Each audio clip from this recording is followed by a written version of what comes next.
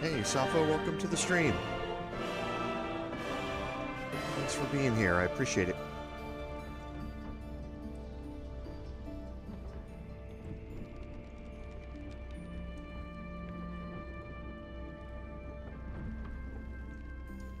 First time seeing your name in the chat, so an extra special welcome. Again, I hope you enjoy the live stream today.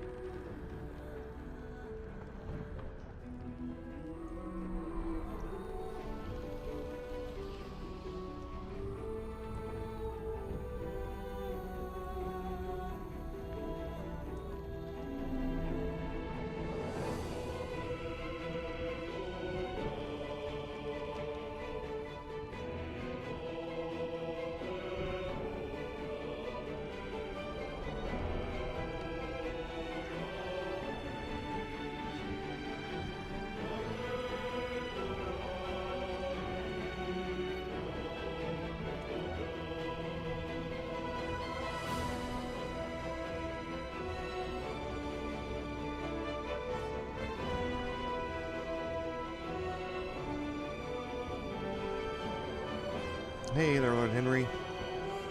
Welcome back again. Thanks for being here.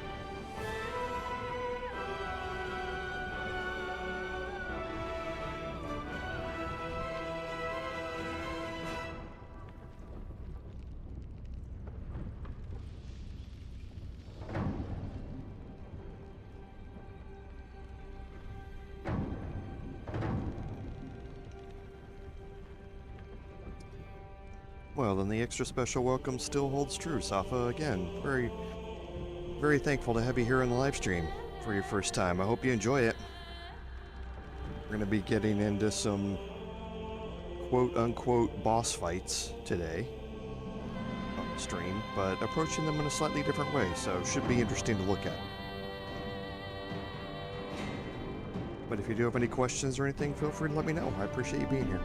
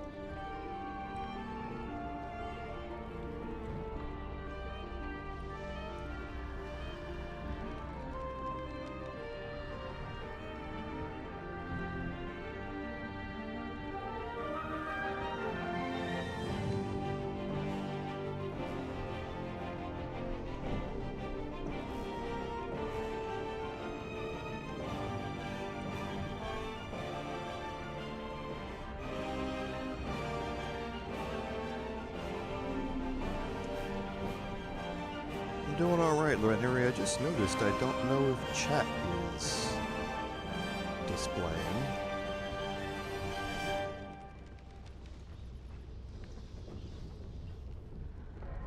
Let me make sure I'm logged in here.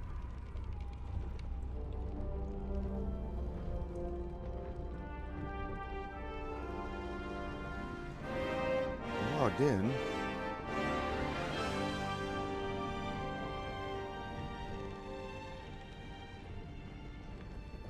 Well, we'll see if it comes back now that I've refreshed the login page. Yeah, no, everything seems to be going okay. It's a little weird, I'm not gonna lie,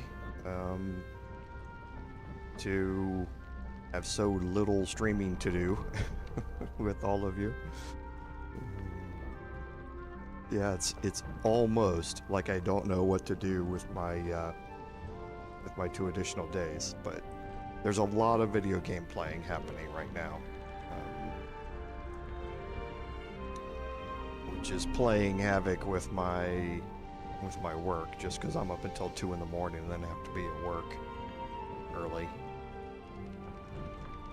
Yeah, no, it doesn't look like it's working. Let me log out of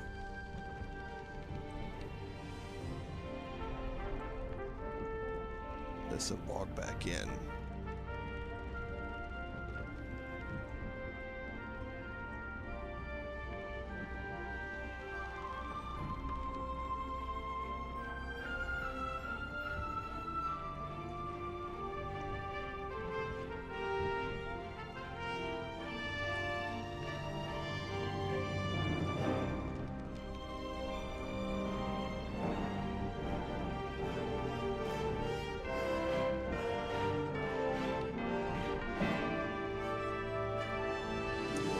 I don't know what changed.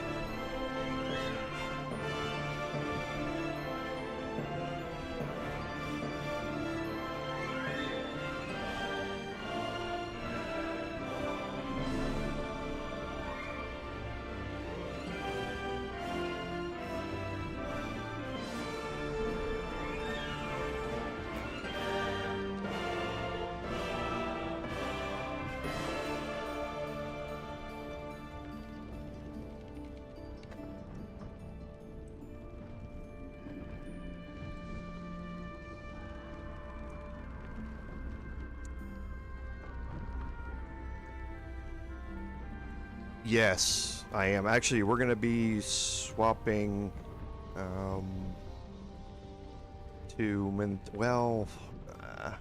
hate to say that. Yeah, the answer is yes. Shadowheart is not going to be a regular part of the party except for her quest line. Once we get into Act 3.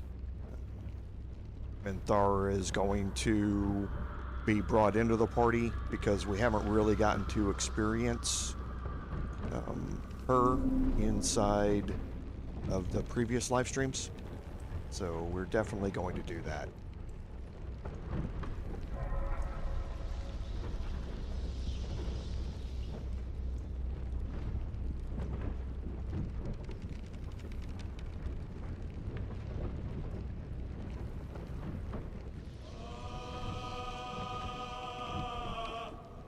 Yeah, okay.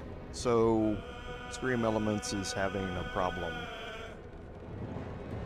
Looks like I just logged out and it won't accept a login anymore. So, Stream Elements is having a problem. This is why I don't like the change that I had to make. Because I hate relying on outside sources for the stream. Because if that outside source has a problem, then it impacts my stream. But when YouTube upgraded their systems, it no longer made the old chat overlay. That no longer worked. And the author has no intentions on updating it because it's a little bit old, so had to go to Stream Elements, and yeah, they're having issues right now. So unfortunately, no chat overlay today. I apologize for that.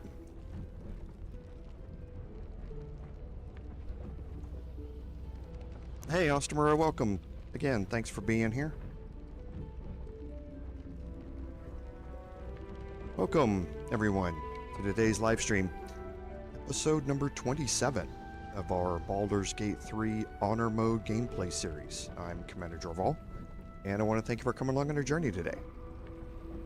So, on an admin note, I have just found out that Stream Elements is having some problems and is not able to communicate with YouTube. So, unfortunately, when YouTube updated their systems about 2 months ago, my old chat overlay ceased to work, and I had to go to an outside source to get a new chat overlay. And I hate doing that because it means I have to rely on somebody else for my chat, and sure enough, Stream Elements is having a problem today. So my chat is not going to be overlaid on screen. If you are watching on YouTube, then you can keep the chat window open over at the side, and hopefully if you have any questions or comments, then please drop them over there in the chat, and I'll answer them as soon as I can. And hey, Rudy, welcome. Thank you for being here as always. So I think that's it on admin notes. So on our recap, last week we had finished up by clearing out the morgue and the fishing village down by, or up by the mausoleum that had the cursed Kuatoa in it. And there was something that I hope you paid attention to in there when we talked about it, because we're going to see a continuation of that today. But what we're going to do today is we're going to jump into the upper floors of Moonrise Towers. Then we're going to head out and handle all 3 of the Thorm family members that are here in Wraithwind Town. So let's go ahead and jump in, and we'll kind of take a look at where we are, and then we'll head back to Moonrise. There are a couple things we want to do at Moonrise as well.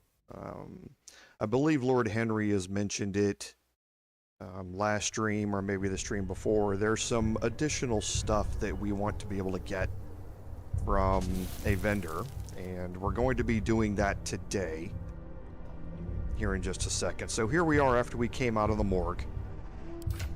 Nothing in particular.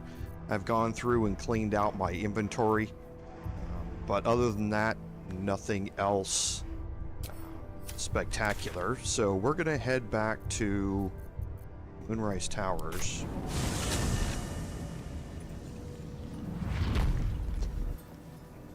And we are going to do Never wanted the easy path. So first, let's take Shadowheart. Give her the warped headband of intellect.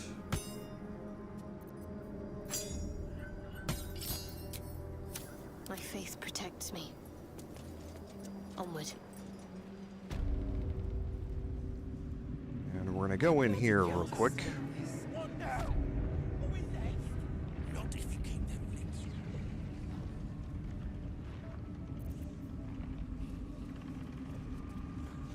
Because this was mentioned last stream, but I want to demonstrate it. You haven't felt like prey in many moons, Araj. Araj O'Blaudra, trader in all things occult. A very great pleasure to meet you, true soul. Should you be interested, I have a particular offer I'd like to make. With 1 drop, I can brew a rather potent potion for you. The rest, I keep for myself. Okay, so this option here, when you click this, not the first time you have this conversation. It does not do anything the first time you have this conversation with her. But the second time you click it, you're going to have a history, I believe it's a history check. Research, naturally. We O'Blaudras are simply curious by nature. You realize why the name rings familiar. House of Baldur was purged a century ago by an alliance of rival drow houses. Among the many crimes tallied against them, their reckless experimentation with illithid breeding stock. Okay, so the first time, like I said, the first time that you come in after you have the initial conversation with her, there's going to be a background history check that happens. And if you pass that history check, then you get that special little cutscene there, and you get this option presented to you. Blessed by the absolute, but not blinded by it. Now I simply must study you. The beings you speak of have no use for gods, and yet here we stand in a church of their making. Unless they are not the makers, but simply the means, wouldn't that be a secret worth knowing? So let me adjust my offer. Your blood and your silence, in exchange for the potions I mention, and a tidy pile of gold besides.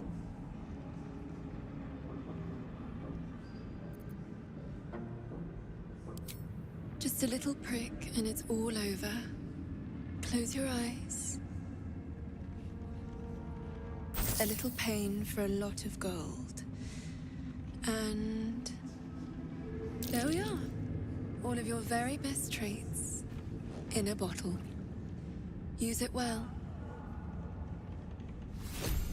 Okay, so you're going to get your normal elixir that you get from having that conversation, but you're also going to get 200 gold. Shadowheart did not have any gold in her inventory, and now she does. Okay, so you can do this again. Your first party member that you do it with does not have the option, but the second through all the remaining ones do have that option. So you can now bring all of your party members in camp. You can swap them out 3 at a time and bring them in here and get new elixirs and get new gold if you would like. So just another way to generate gold, especially if you're a little short on gold coming into what we're going to be doing here in a little bit. Then this is an easy way to get 1,200 or so gold. If you remember, a couple of streams ago, I mentioned that we were trying to get to a magic number with our gold. And that number is 5,000. You can see that we have that. We had it last stream. But after selling my inventory, we definitely have it. And if you want to follow along the way that I'm going through this, then you'll need that that 5,000 gold, and this is a way to help you get a significant chunk of it just by bringing your characters in here and donating gold a little bit. Breathe deep. So here's what we're going to do today. First, we're going to finish up here in Moonrise, and there are some fights that we're going to have. There are going to be 3 of them in particular that we're going to have, but other than that, there's some quest starting and some things like that we're going to do in here, but nothing to progress the main storyline. Once we're finished up here in Moonrise, then we're going to head out to the 3 areas marked on our map here, the Tollhouse, the Waning Moon, and the House of Healing, and work our way through the quote-unquote boss encounters in those areas. And 2 of those are going to progress side quests for us, the House of Healing and the Waning Moon. You can see we have quest markers in them. The Tollhouse won't, and the Tollhouse is going to be the one that is a little different than how we approach the other 2. So let's go ahead and do a couple of things, or a few things here in Moonrise Towers. So first, we're going to head upstairs.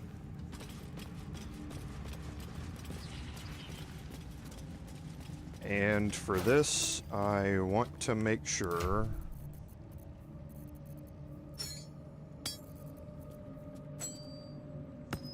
that I am shapeshifted.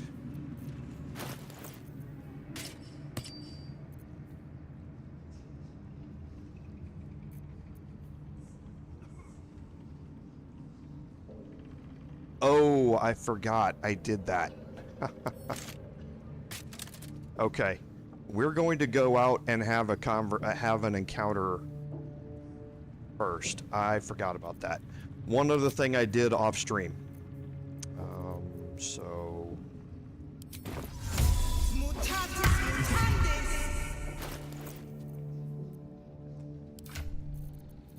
do I have any? I don't. It doesn't really matter for this though. So, we're gonna head back outside.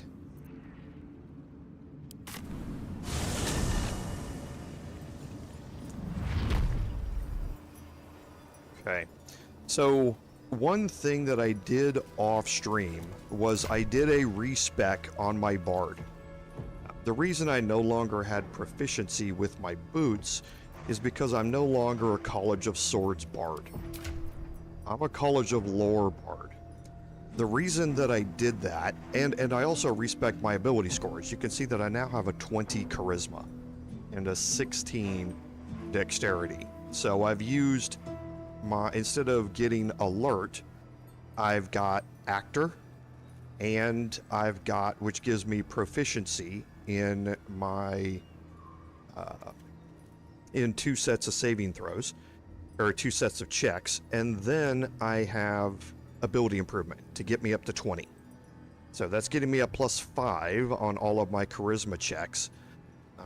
And the reason for that is because now I have a +11 in performance. Okay, performance is what I need here for this encounter, but it's only half of it. The other half is sleight of hand. So when I leveled my Bard up, I put expertise into sleight of hand. So I'm at a +5 with that, and I'm going to boost up both performance and sleight of hand here before I go into this. The reason that I'm a College of Lore Bard is because sleight of hand expertise is not available for a College of Swords Bard when you do the Bard's level up. So I'm temporarily College of Lore just while I go through this set of checks. So the next set of things that I'm going to do is Valor Alluve. This gives me a +1 to performance. And then going to move over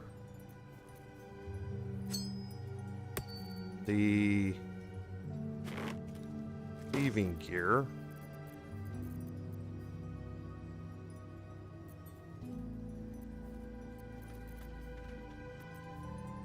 The silver hand pendant I won't need, but I'm going to equip the gloves of thievery to give me advantage in sleight of hand checks. And I'm going to equip the smuggler's green, which is going to give me another +2 to sleight of hand. So now if I look at my character sheet, I've got +1 to sleight of hand, +11 to a performance, and I've got advantage on sleight of hand checks. Right? So I'm shape-shifted, so I have Mark of the Shifter, which is giving me another or 1d4 bonus to my checks. And now we're going to head into the Waning Moon over here.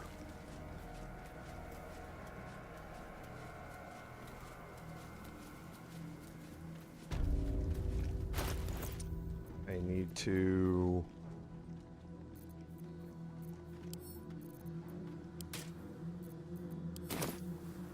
Okay. So the Waning Moon is a tavern, and there is somebody sitting right back here. And when you walk in here, you're going to automatically trigger a conversation cutscene with him, and there are going to be 3 performance checks to make and 3 sleight of hand checks to make, and they all have increasing difficulty as you go through this. If you fail any of them, then you are going to be dropped into combat with the person in here, and we want to try and avoid that. Okay, so we're going to cast Enhance Ability for us, and the reason that we're going to do that, and we're going to do it on Charisma. The reason for it is that we already have advantage on sleight of hand.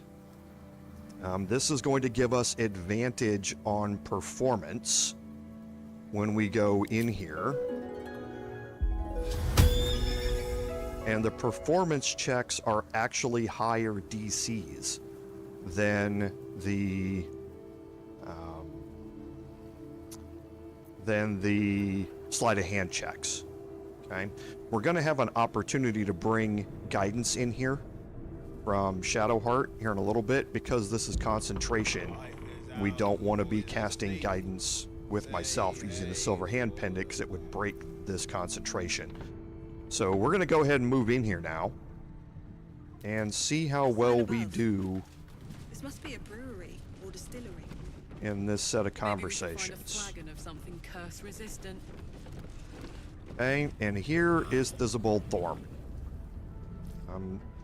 Thisobald Thorm is a son of Ketheric, and he was kind of the wheeler-dealer, son of royalty, type of go out to the clubs all the time type of son.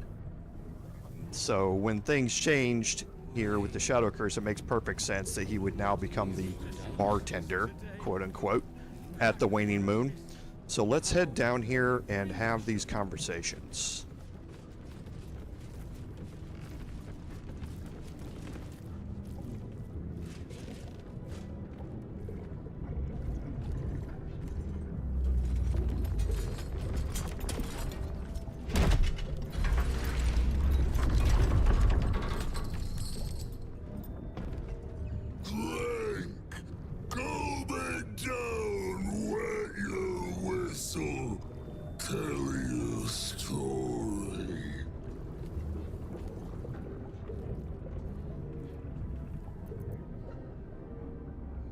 Son of Thorm, son of Sword Coast.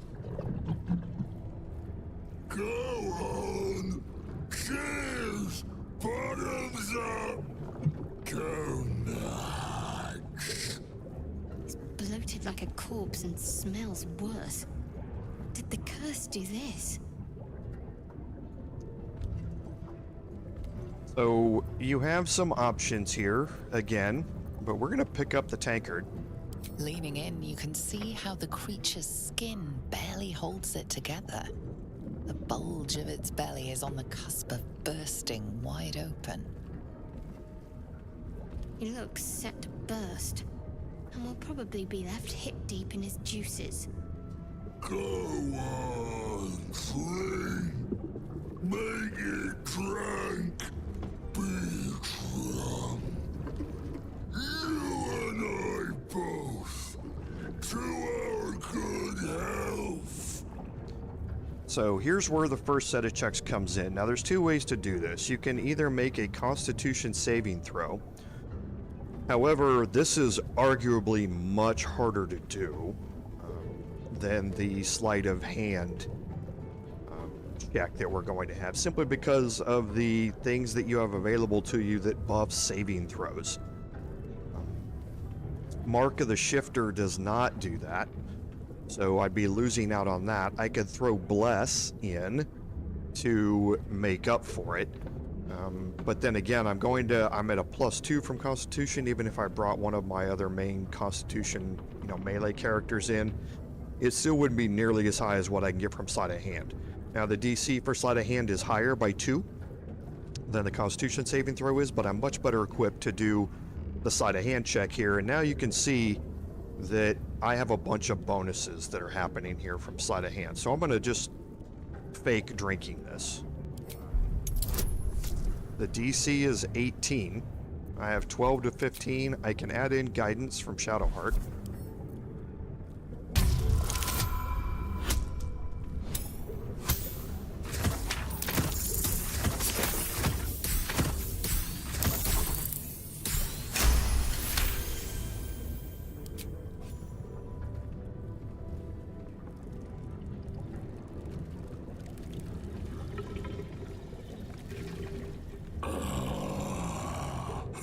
Elixir. such a small sip you take. Fear not. You will soon quaff as I do.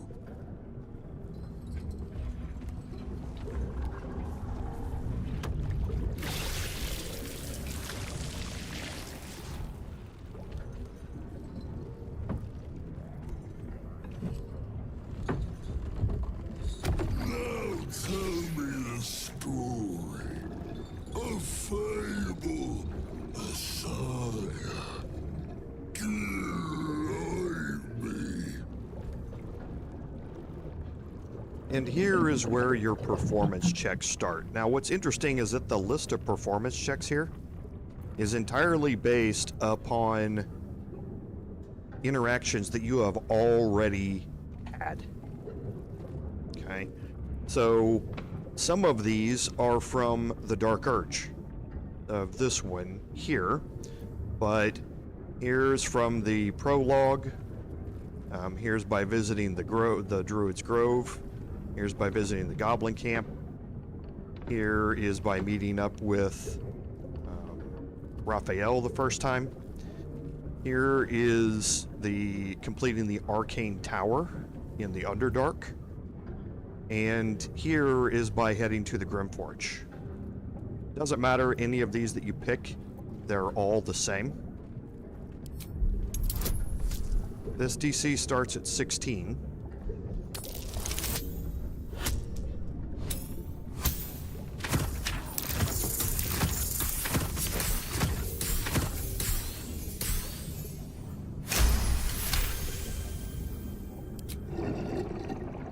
Treasures in the dark, like the dusty anniversary bottle, forgotten in the widow's cellar. Delightful. Delicious. You ask, you drink, then you amaze, enthuse, astound me again.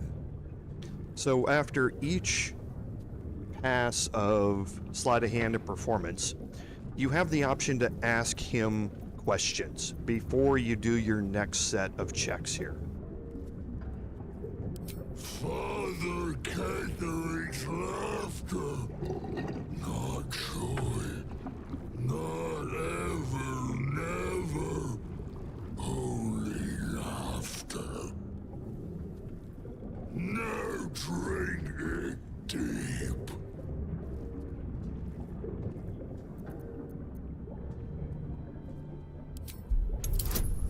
So again, still 18. It's hopefully a big number. 4 and a 4, that is a big number. 38, nice.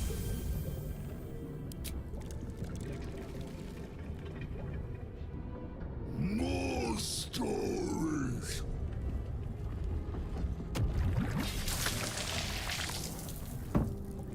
Tell me of foes fell, villains vanquished, beasts bastard. And again, things that you have encountered. So the imps that you found on the Nautiloid, the Owlbear Cave, the Dror Ragslin in the Goblin Camp, the Hag, who we did kill in our biggest mistake made so far, the Phase Spider Matriarch in the Underdark, or in the Whispering Depths, a Bullet in the Underdark, the Lava Elemental in the Grimforge, and the Inquisitor inside of the Githyanki Kresh. So 16.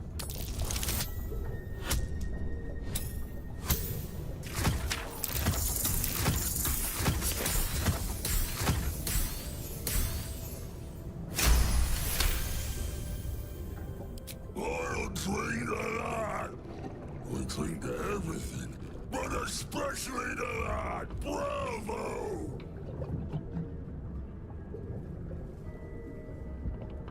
Ask, question, make your query, and drink once more.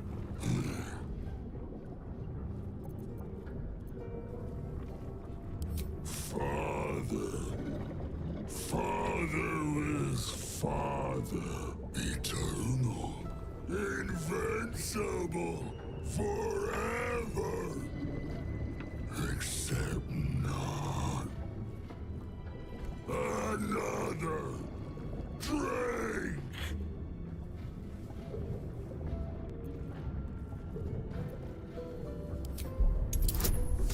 Now the DC goes up. We're up to 21 for the sleight of hand check.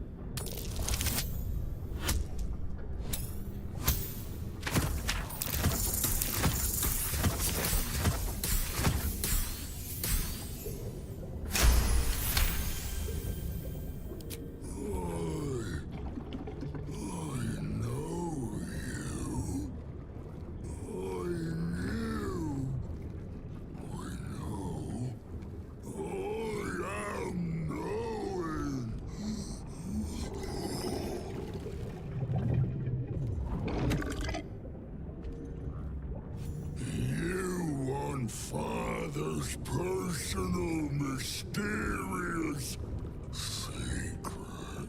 Secret? No.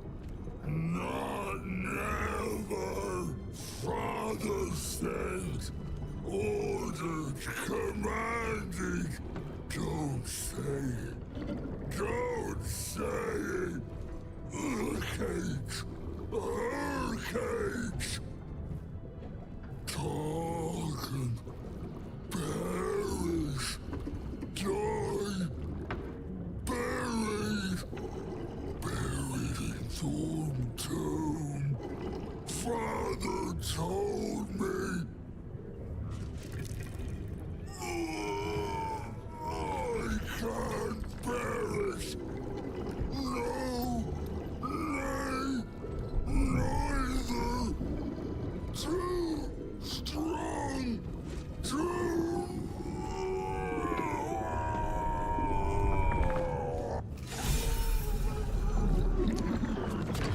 Okay. And yeah, he drank himself to excess. We're gonna get a bunch of inspirations here. Some of them are from the Dark Urge, and that conversation option where he said, I know you, that is the reference to the fact that you are the Dark Urge. You have been here before as the Dark Urge. And that is kind of a play back to that from him. So you notice that we got a bunch of approvals from that. There was approvals popping up in the corner every time we passed one of those checks. So this is a great place to improve your attitude with your companions. Also, we avoided combat, but we got 520 XP. That is the same amount of experience as you will get for killing Thisobald and all of the blighted actors in combat. Right? If you kill the blighted actors now, you're not going to get any XP from them. And they don't carry anything for you to loot, so if you want to clear them out, feel free, but you don't have to. There's no reason to go through it. You get the same XP, and we've just talked our way out of it. Okay, now we are going to search around in here briefly. I'm not going to loot everything. There is a ton of stuff laying all over in here that you can loot, and I will come back off stream just like I did with Moonrise Towers or the first floor, the ground floor or first floor in America of Moonrise Towers and the Last Light Inn. I will search all of this off stream. We are, however, going to go take a look into one particular area, and that's actually two things. And you can see that Astarion has a level up. I wonder what the next move is. have Shadowheart put on the shield. Got to press on. That And might there's be a worth perception check to make for some loose planks. And here you have Madeline's Ledger. This is what the quest marker is covering. This is for the Punish the Wicked quest with For He Who Remains. We're going to get XP for that, and that's going to give us enough to up Karlach.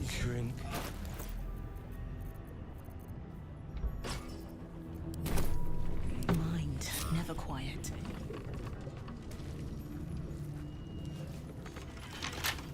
And I can never remember.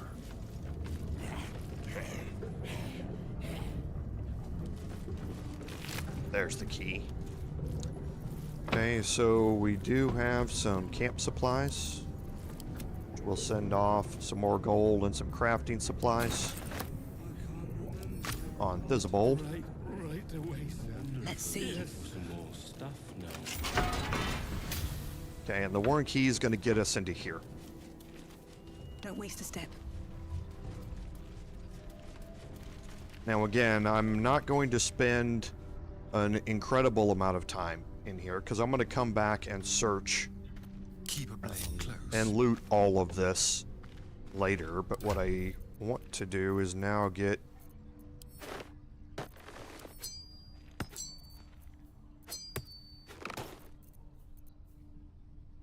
Father, they will die for you. things back the way they were. Oh, it looks like we've already gone upstairs and had the conversation, because I picked up the render of mind and body. I forgot about that. So we've already had the conversation with Zarel upstairs at Moonrise Towers. What now?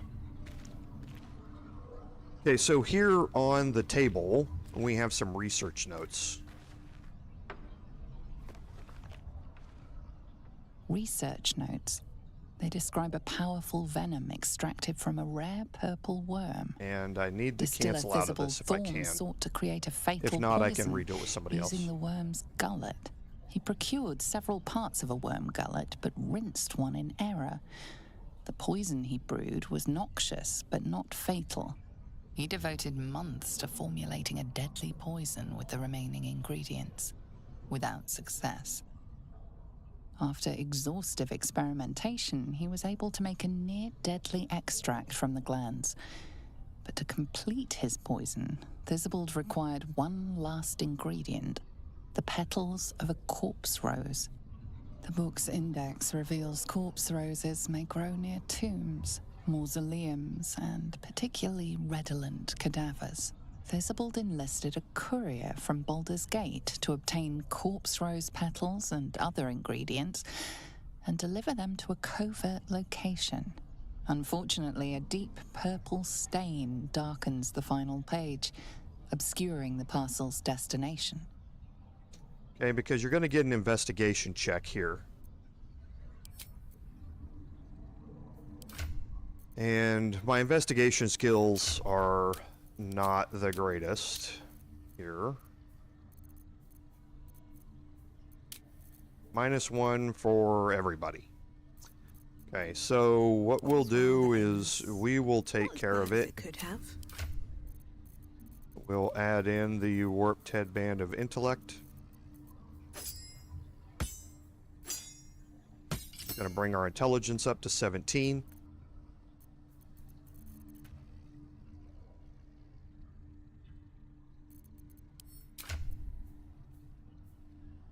Yes. So now at least we have a +3. We're gonna get a -1 on that from our intelligence, but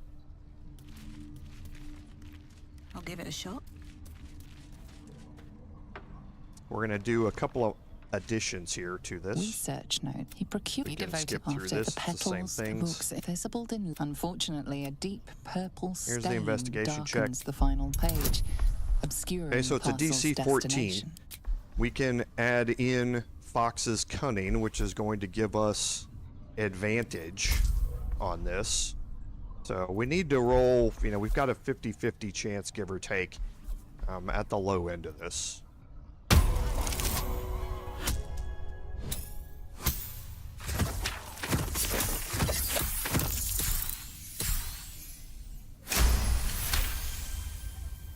Your mind separates the black from the blue, revealing the stash's location.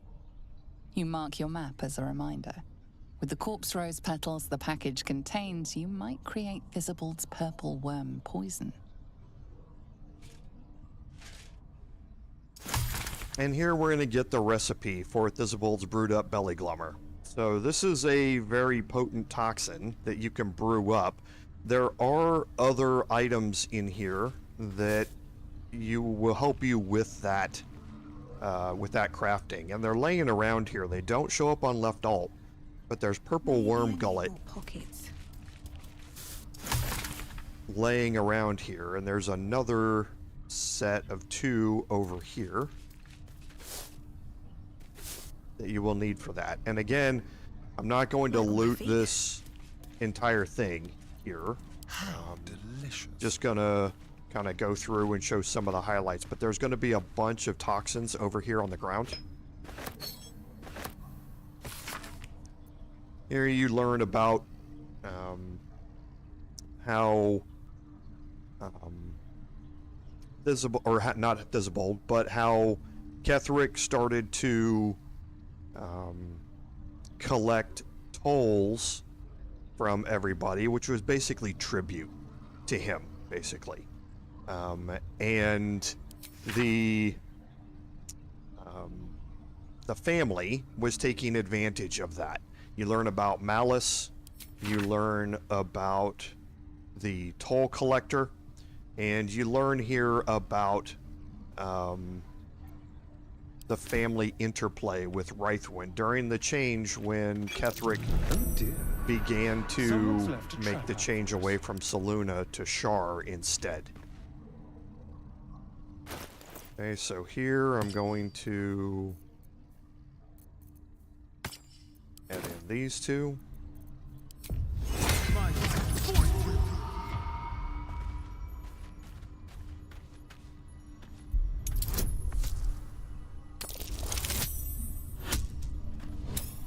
First nat 20 today.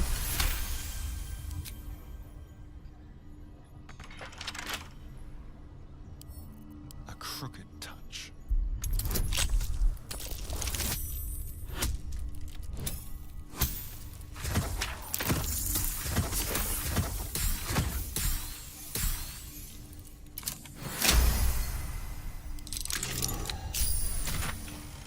And in here you get the Punch Drunk Bastard. Now, the Punch Drunk Bastard is the first item that you can pick up in the game that is part of the drunk... Well, is it the first one, or did we find... I think it's the first one. There might have been a ring or an amulet we picked up previously. That is part of the drunk set. So while you are drunk, you have advantage on attack rolls. That's huge.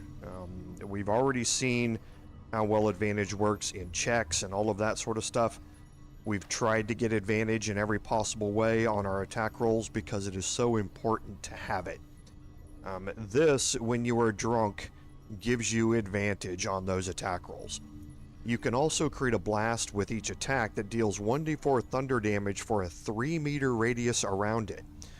Now remember, the thunder damage also synergizes very well with things that have reverberation and things like that. So if we get Shadowheart from a distance, casting things that are going to inflict reverberation, then dealing the thunder damage is just going to help with that as well.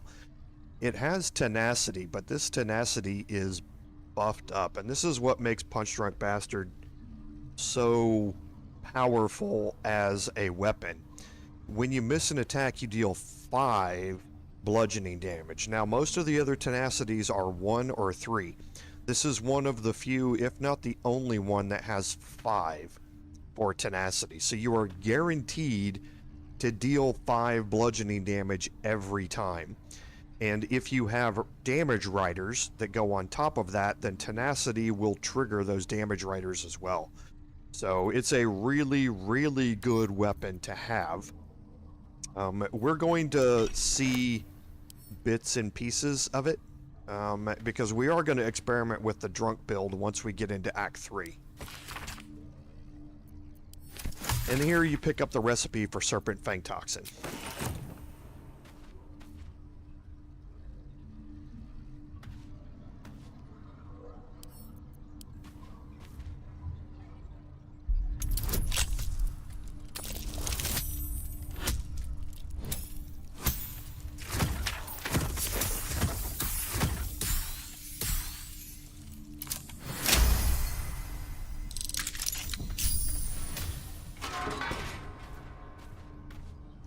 In here, we've got a couple of rustic chests that are going to have crafting ingredients. And some quite powerful ones at that. I'm just going to search these barrels while I'm here, just so I can cross those off my list. Go.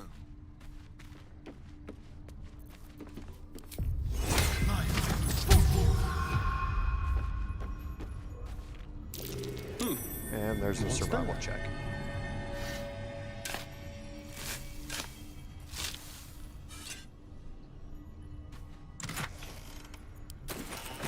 Okay, again, bunch of other stuff that we can loot in here. There's a whole bunch of chests, there's a lot of bottles, and all that sort of stuff. Can't We're give just up now. not going to do that Have to keep here. going. We will take a look at Well, this hello. chest. Moving. Forgot about this one. Should be easy.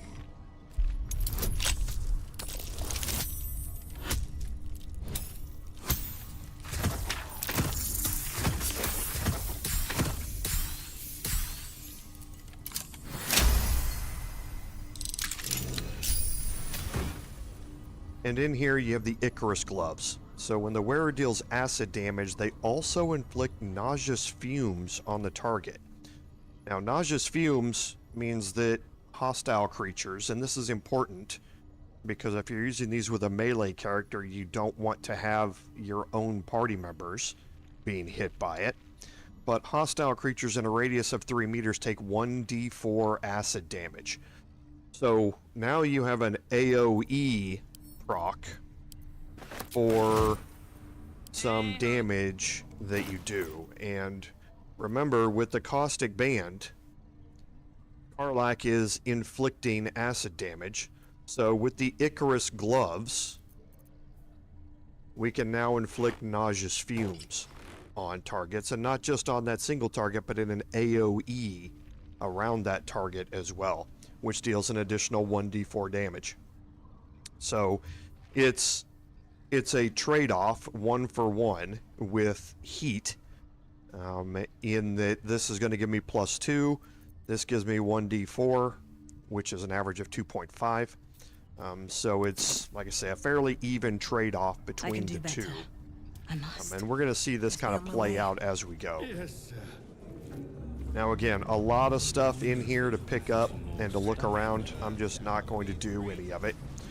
We're going to head back to Moonrise Towers so that we can complete some of the other combats that we're going to have and get us our level up. And then we are going to head out to the Tollhouse and the House of Healing. I want to have combat available for the Tollhouse. I'm not in my combat build right now. I'm specifically spec'd for what we had to do in the Waning Moon. And I need to have Persuasion and a couple of things like that for Malice. And I want to make sure that my Persuasion is all the way up, because right now my Performance and my Deception are up because of the Actor trait. I want to get Persuasion back up where it was instead. So I'm going to go back and do a respec. We'll do all of that as part of our long rest. But first, we're going to head upstairs into Moonrise and start exploring a little bit. You saw Quoth the Raven pop up for a second there, because he wants us to go turn in the journal, which we will. But we're going to do some other things first. Here goes nothing. Not if you keep them lips clamped together. Quiet! I wouldn't have if not for the ransom bill.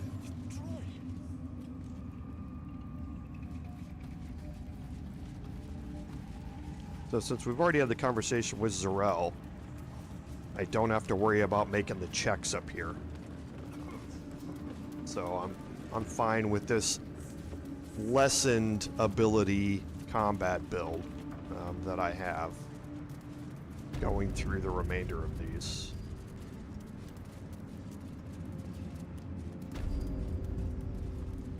Okay, so yeah, Zarel's already had the conversation because Gloric is dead. So if we head through this room here, this is Zarel's office, and Zarel's here, and she gave us the key to Balthazar's laboratory.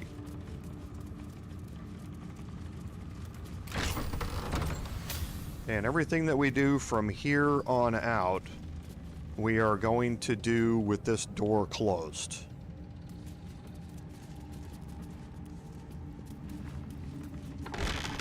Okay, nobody comes in through this door, not even Zarel. So we're going to be using this room as a jump-off point to get into some other areas that are marked as trespass. And we don't want to anger the rest of Moonrise when we do this. Alright, so make sure that door is closed behind you. And now let's do some quick explorations in here. We're going to go through quite a few things in here, but we are first going to read a book here. Okay, so acolytes are permitted in here for the sole purpose of collecting moon lanterns. My library is not to be tampered with. Okay, so do not think to read any tome on the subject here. They are inclined to grant more knowledge than the written word could provide. So, though if you choose death, while I ensure you serve her still. And you can see there are dead bodies in here, there are corpses here. Apprentices who have obviously died while trying to access the library up here. And you can see that there are traps down here on the floor in front of the library books. So we're going to deal with that here in a second. Careful, I might. Certainly. Here we have a human heart. We're definitely going to pick that up. Let's go. And here's the perception check. So there are 4 sets of books. Okay. Now, the book there gave you the hint about it. In that researching any of the things in here are going to cause a problem. So if you're looking for research on poisons and venoms, or conventional medicine, or galvanic interrogations, you're going to have problems. However, the one thing that doesn't deal with a specific research is just a bookshelf labeled musty tomes. All right. If you click on it, that's going to activate the ancient altar here. And now you can interact with it. You place a human heart in. It's going to open up this secret area back here. Okay. Now, you don't have to go back here. We're actually going to come back after our long rest and deal with this room, because there's a couple of things in here that we want to have Gale in our party for, but we don't want to have Gale with us right this second as we are going through here. So there is a moon lantern here, so if you do not have one and you haven't gotten the Pixie's Blessing, this is your first place to grab a moon lantern so that you can be completely protected from the Shadow Curse by picking one up. And nothing in here is going to be marked as steel. You have access to everything in here. You were given the key to access it all. So feel free to take a moon lantern if you don't have one. Okay? So again, you start learning about the things that conventional medicine is going to trigger spikes. And has done that before. So that's what these books in here are telling you. They're giving you hints as to which ones of these books over here you need to click or not click to avoid problems. Okay? So, and again, swift and sudden death for the cavern, for the library. So again, doing certain things in here is going to cause you some problems. So Some more crafting ingredients. And again, I'm not going to loot everything in here because there's a lot to loot.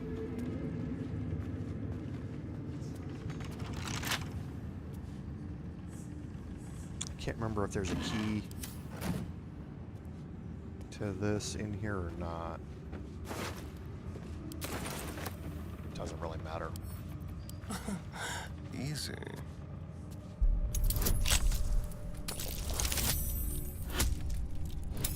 Would have to roll double nat ones to fail it.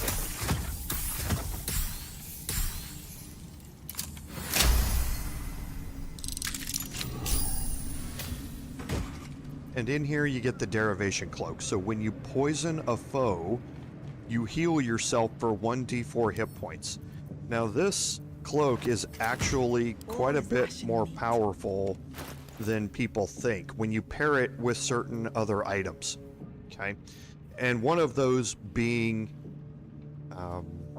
the Thorn Blade, but also when you pair it with the Virulent Ring, which I don't think we picked up yet. Where you can cause poison damage, which you can do with Thornblade. When you cause poison damage, it causes them to be poisoned, and then when they are poisoned, you gain 1d4 hit points. So potentially on every strike with Thornblade, they have the opportunity to pass a Constitution saving throw against the poison effect. But potentially on every strike with Thornblade, you have the ability to heal yourself by 1d4 poison damage. Because Virulent Ring, during that round, where you have singled out a particular target, all of your hits potentially poison the target, and it will overwrite the previous poison with a new poison. So for that one single round, every one of your attacks could heal you for 1d4 hit points. So the Derivation Cloak can be very, very useful, depending upon the build that you have. It's not going to be something we're going to be focused on very much. So next, we're going to go over here and we're going to unlock this door.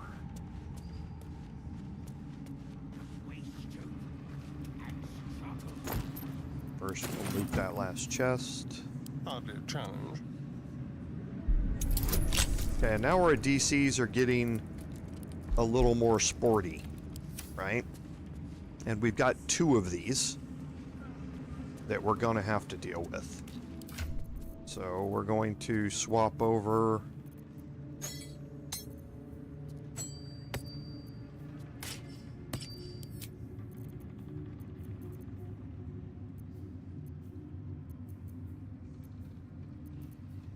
The Shapeshifter Boon Ring.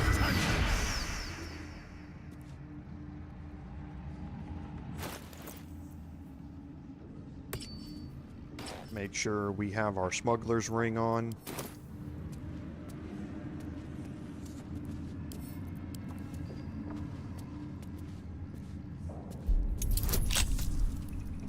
We're going to add in Guidance. That's too low.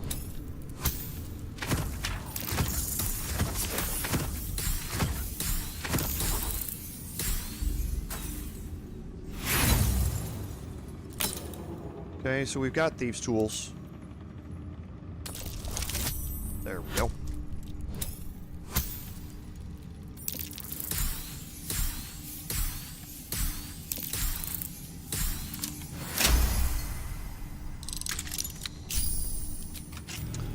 And yes, if you're following along in the chat, like Lord Henry mentioned, I'm gonna go back and loot the bar.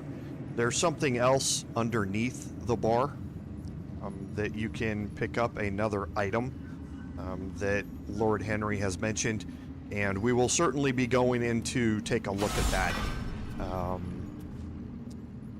when we come back next week after I've looted it. And hey, Star, welcome. Glad you're here. Good to see you again. So now we have another metal door here. With, again, another sporty DC. And we got a nat 20. That's 2 nat 20s today. I'm afraid of when we're going to start rolling our nat 1s. Now, we're not going to go in there just yet. Have a lot on my mind. And, well, in it.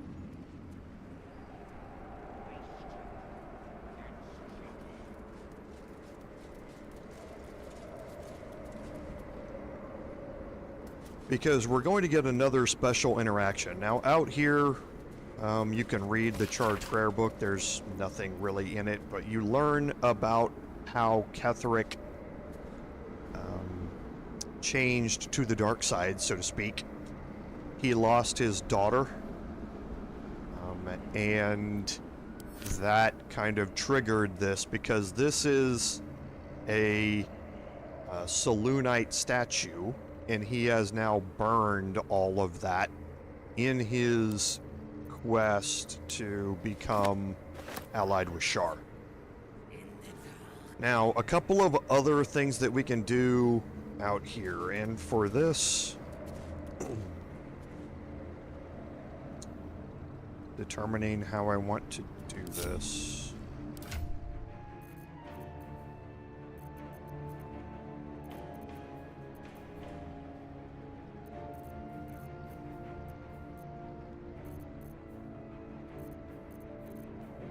Okay.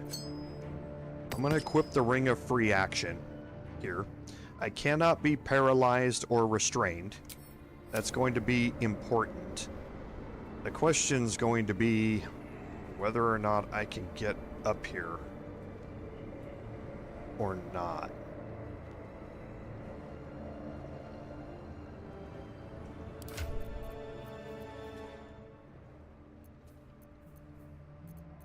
I have a Ring of Jumping.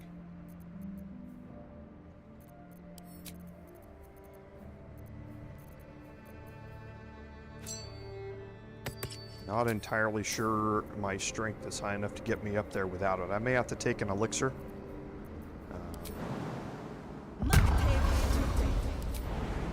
Yeah, it's still too high. Let's not let that timer run.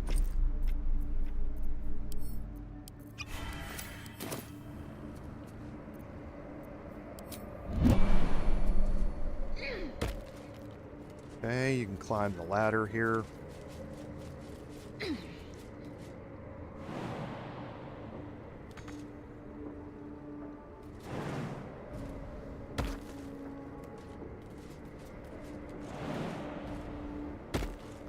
On my way.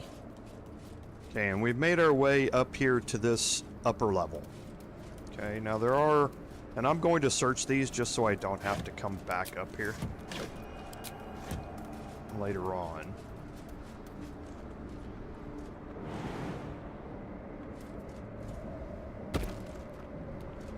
Okay, you can see some of the ruins of Moonrise here. I don't care about taking... Oh, damage was reduced by the armor anyway. But around the corner, we have some winged horrors here.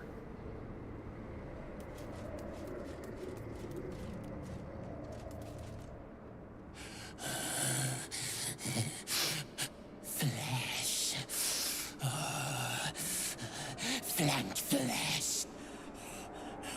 For the flesh. Silence. We hunger, true soul. The Absolute promised us a feast of corpses, and still we starve. Okay, now there are two different ways to play this out. We're going to go down the path where we just have a fight here. You can convince two of them to turn on the third. They will kill that third, and then they will leave. However, that check is a little different in that you don't get the full experience as if you fought them all like you do with, or like you did with Thisobald. You can't, talking your way out of this fight here doesn't get you the full XP. Not entirely sure why that is. Liar! They drop corpses beneath the tower. Some beast in the tunnels gets fat. We go hungry. If the Absolute will not share her dead flesh, we will tear it from the backs of the living. As the symbol glows, power courses through you. Authority. Okay, so here's where the options come in. So you have a persuasion option to avoid this. There actually is a consequence for this. You have an intimidation option, which is basically to avoid the fight entirely. You have an illithid option here, where this is where the other two will feed on him, and then they will leave. I'm just going to attack here and start the initiative. Now, winged horrors, it's important to remember that you can get paralyzed by their claw attack.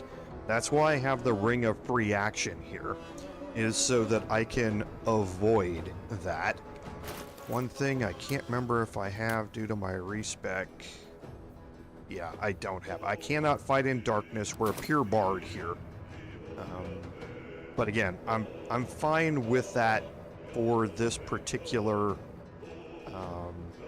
set of combat. I'm going to be taking a long rest after this anyway, so I don't really care that much about my action economy and all that sort of stuff. So we'll throw a lightning bolt here.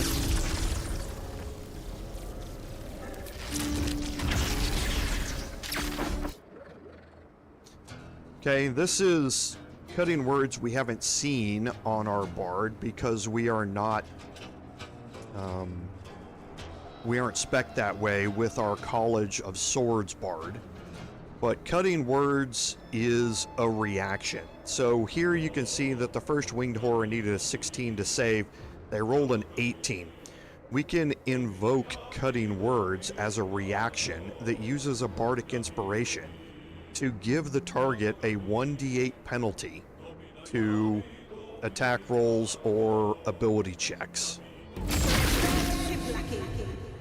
Okay, so it redid that one to make sure that they didn't pass it, basically, is how it works. So 2 of them did pass it, 1 of them did not.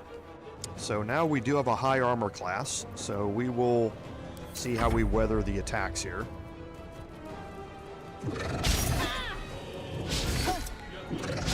And they all missed, which is exactly what we wanted. Okay, now the render of mind and body, we're going to pick something like this. We are concentrating. Okay, so we aren't attacking, but we're not attacking with advantage here. That's right, so I can't illustrate it yet. I forgot I hadn't respect. Normally I would have this fight in darkness, so I'm attacking with advantage, but here I'm not, so we're not going to gain the bonuses from it. Okay, so they rolled a 26. But again, cutting words. Give them a 1d8 penalty.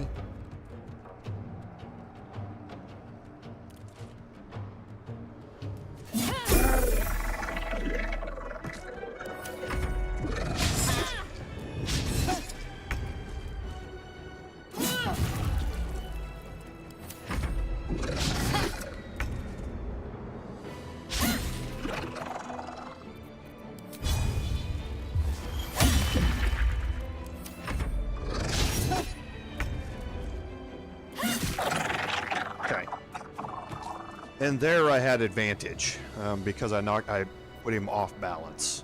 So now we can see that we've got enough for our level ups, and that's part of the goal here of this encounter, was to get me enough XP to level up. Now the winged horrors give you 110 XP apiece, but remember, if you do this fight by talking your way out of it, you're only going to get a single 110. You won't get the additional. Just keep that in mind. And there's some other stuff I'm going to pick up here just because, like I say, I don't want to have to come back up here.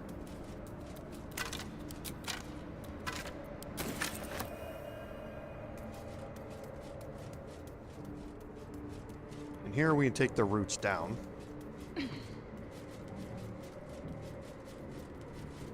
And we have an opulent chest over here. Got a gold ingot and some other gold in it. Nice.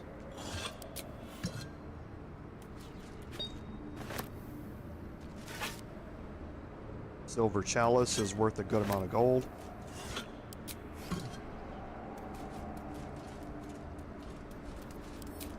And then you have a wall here.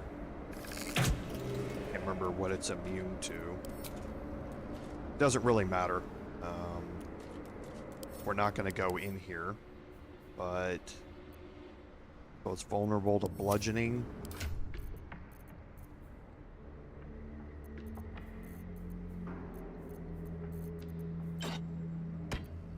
Don't know if we'll be able to cause enough damage anyway, but we'll see. Okay, so we can. So you can knock the wall out here, and you can see where this puts you.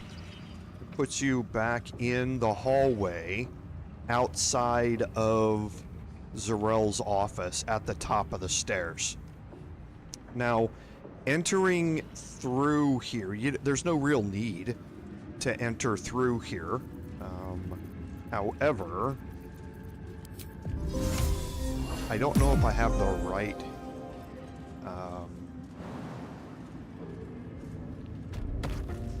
party makeup. I don't. Entering through here and jumping down gets you an inspiration if you're short on inspirations. Okay? But it only gets it for one particular background, the street urchin maybe, or something like that. I honestly can't remember. Cursed to put my hands So on if you are everything. short on inspirations, then there is the possibility of getting one by jumping through that into the room. So now we're going to head back out right where we were. It does save me from having to jump my way back down here, I guess. And we can group everybody up, and now we can head through this door.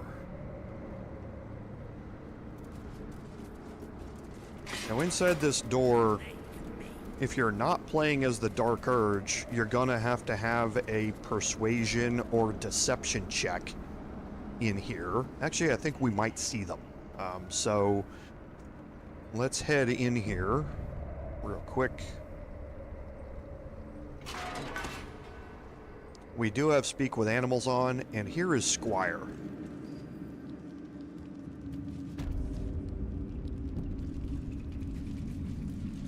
Stand, soldier. These are the General's private quarters. Wait. Something in your scent is familiar. And this option here is only available if you're playing as the Dark Urge. Otherwise, you're going to have Persuasion, Performance, or Intimidation checks to be able to stay in this room, or else Squire will become hostile and call for reinforcements. So we're going to stay still and let her smell you. If you show her Scratch's ball, she's just going to say, "Get that thing away from me."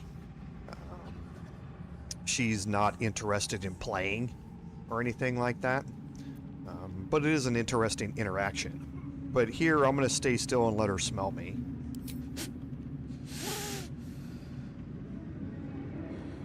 I do not know your face, but your scent. Selûnite magic. It used to fill these halls back when I was flesh. Since my master brought me back, this place smells wrong. His family is gone, replaced by bootlickers and beasts. You are neither.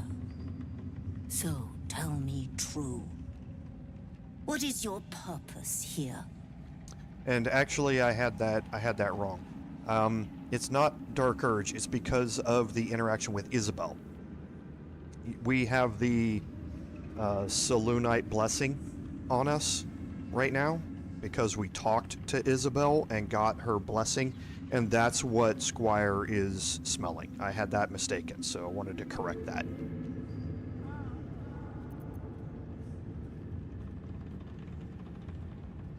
I protect my master. What becomes of his master, I care not. Pass, then. that I will be watching. Okay, now this, however, I believe is different. Not your scent. Selûnite magic on your skin. The general once smelled that way when his daughter still lived. I died the same night she did, my master says, trying to protect her. I do not remember, but he brought me back. I will not fail him again. So again, because of Isabel's blessing, we're getting some other interactions with Squire here. And now you are free to do whatever you want in this room. Everything is now available for you to take. And again, I'm not going to go through everything in here. I will come back off stream and pick all of these things up. But don't forget that you can take paintings, and there is a perception check here on the floor. The loose planks talk about the Elder Brain domination. And this is where you learn about the plan for Ketheric, Gortash, and Orin to bring the Elder Brain under control of the Netherstones. An opulent chest here. For a skeleton key.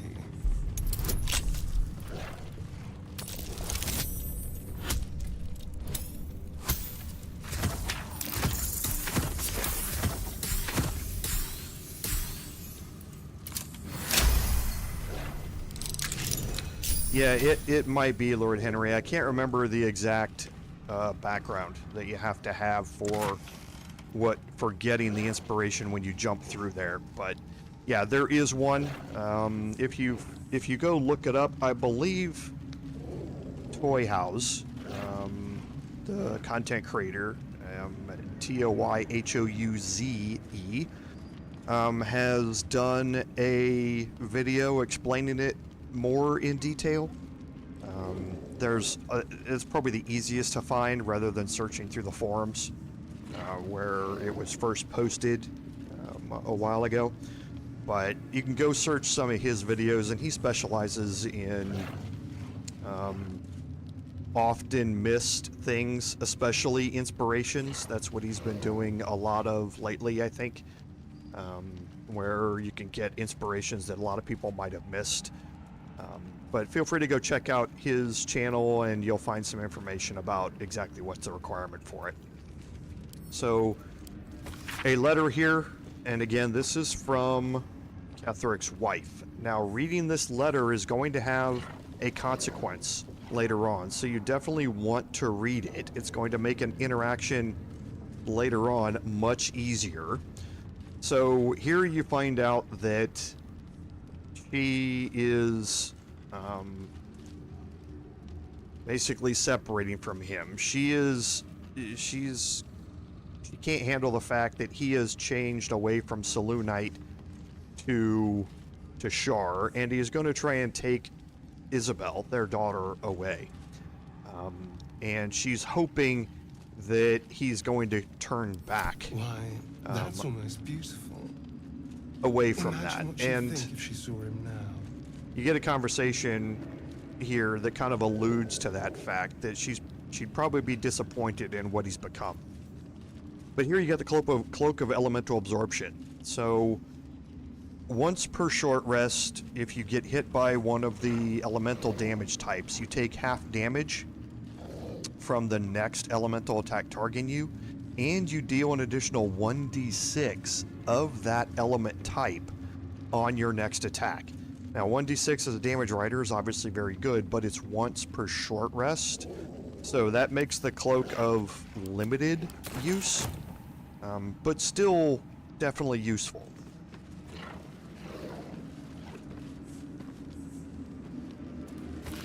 Down here on the ground is an unsent letter. So between Balthazar and General Thorm, and you learn that Balthazar is tasked with finding what was lost and returning it to him. what was lost is Isabel, his daughter. So he tasked Balthazar with finding Isabel and bringing her back. And we actually...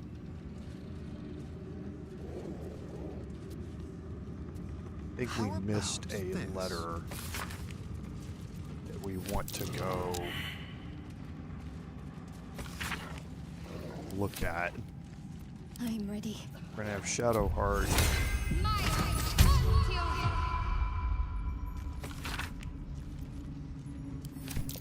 A ritual. Doesn't seem related to Charles Luna. What's Ketheric been up to? Okay, so passing the religion check, get some extra dialogue there from Shadowheart, and The gods are watching me. It's not the missive Seems from simple enough. Gortash. I know that's not it. Let me go back into Balthazar's room.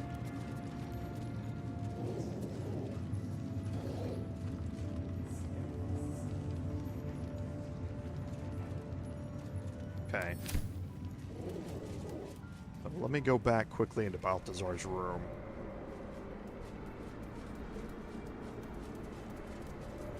I can't remember actually if it was here.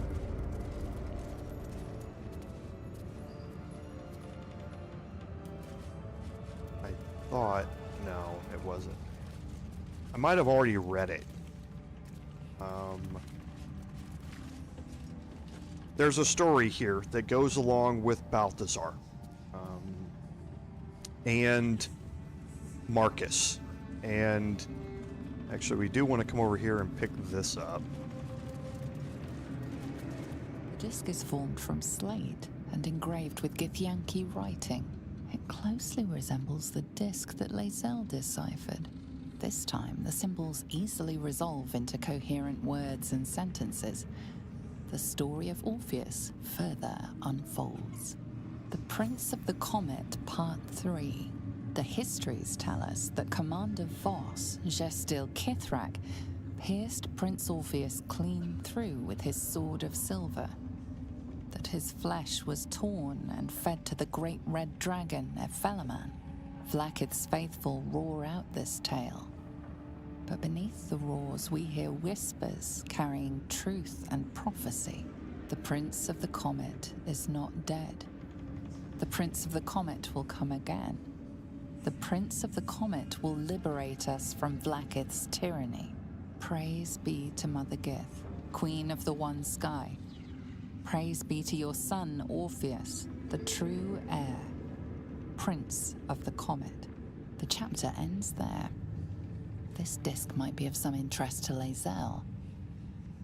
So we'll definitely keep that and show it to Lae'zel. It's going to trigger a conversation with her in camp. So what I was talking about with Balthazar, remember at the end of last week's episode while we were in the morgue, we saw a dead body in the morgue, and Orm's journal was sitting next to them, and we learned that Orm was an Aasimar. Just like, spoiler alert, Dame Aelin, that we're going to meet later on. Aasimars have wings, but you notice, I don't know if you picked up, that the corpse in the morgue did not have any wings. The wings had been removed, and he had mentioned that in the journal, that he had been tortured and his wings removed, and then he died. Then Balthazar, in a note to Marcus, said that Marcus had been given a gift, and not to waste that gift while he goes to complete his mission. And then, if we hadn't cast silence on Isabel's room, Marcus would have shown up, and Marcus would have been sporting a pair of wings. Those wings were the wings, Aasimar wings, that were torn from the back of Orm in the morgue under the House of Healing. So all of those things tie together. Now, we did not have the encounter with Marcus because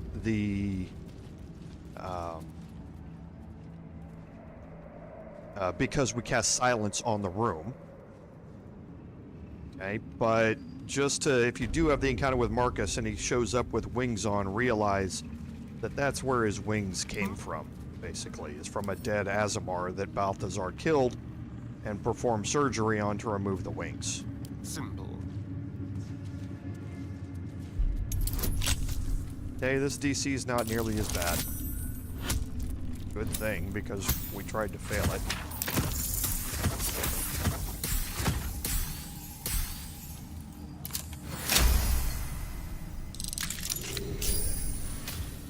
Okay, now here... Let's get on with it. Okay, so I've got Shatter. Onward in her name. I'm gonna bring everybody back here.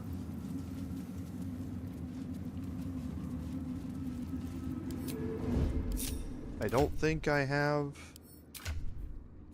anybody with alert anymore. I don't. So we're gonna take Astarion in here. Silent as the grave. To start this off.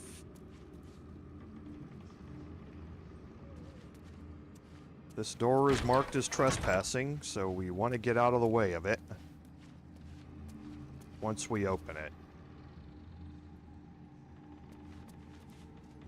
And you have two patrolling.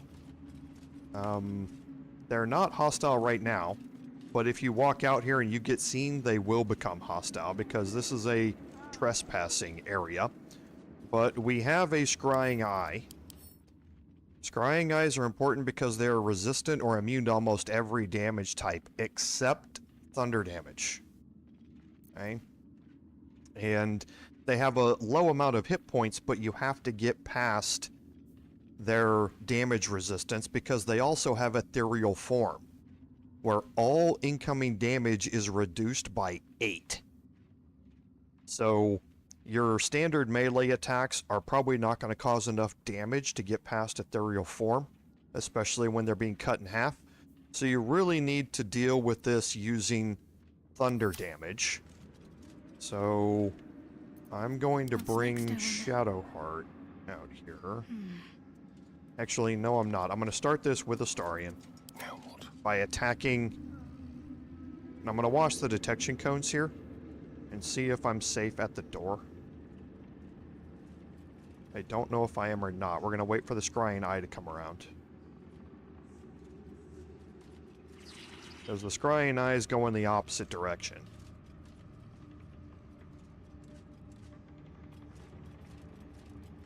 And I want to time this where I can get them both together. Which isn't that hard to do. Just like old times.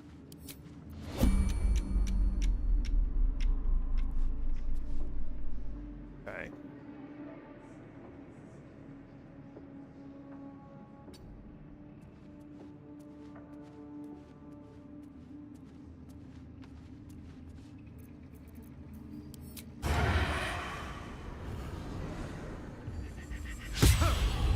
Violence isn't tolerated in these parts, unless it's required to deal with a criminal like you. Okay, so we rolled well in initiative, which is what I wanted to have happen. You're going to get a reinforcement from outside that comes in. This happens sometimes, but you don't want to have the fight up here. You want to have this fight back here. Okay, but we do need to get rid of the scrying eye, because we do not want the scrying eye calling for reinforcements. And Shadowheart can do that with Shatter.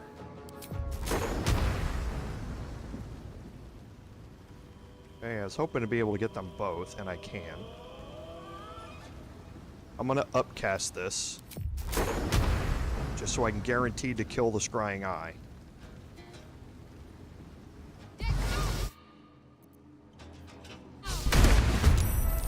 Okay. Let's spill some blood. And now with this fight, again, I'm gonna have this fight back here in this room. I do not want to have this fight near this open door where I could possibly anger other things that are out there. So I'm just gonna move back. On the way. Got to keep fighting.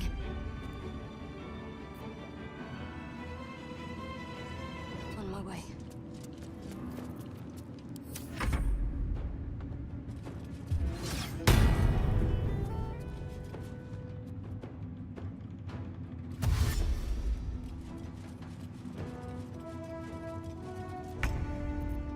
Okay, so Astarion's frightened. That's fine. It is what it is. Not too worried about him being frightened.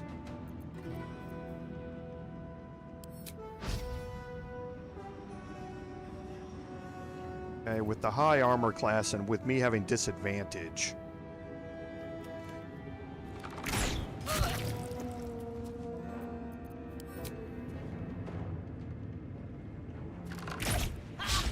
Going to be difficult to get a hit here. And now, Why my eye is itching. Light on my feet. and I didn't prep for this. I keep forgetting. Constant theme amongst us.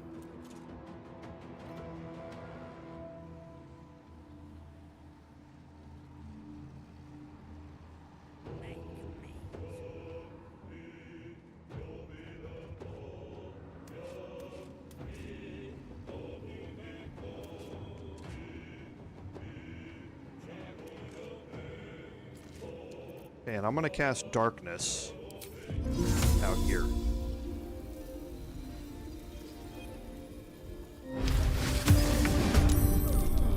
Okay, that's going to bring me into combat. Hopefully, they focus on me here, but we'll see. As far as Shadowheart, again, not worried about Shadowheart for right now.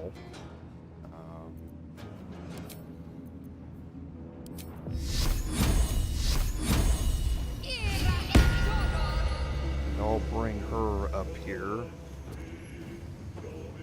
Got to press on. Again, I don't care if she becomes blinded or not.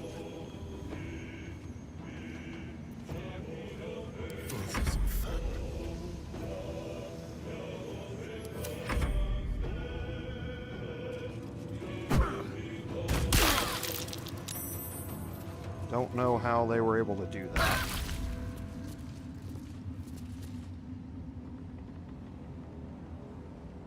They shouldn't have been able to throw anything into the darkness.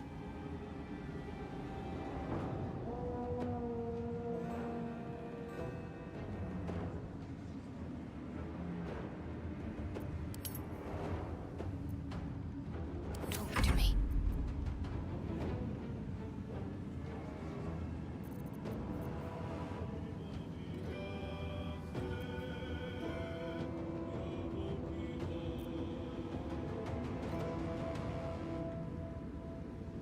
Got to move.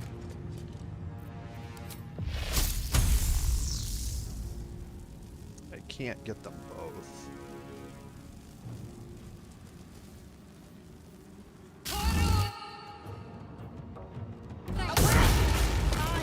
Watering stench.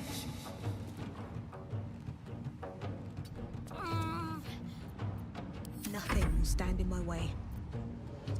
And again, and I want my bard to be taking the brunt of this damage here, or the brunt of the attacks.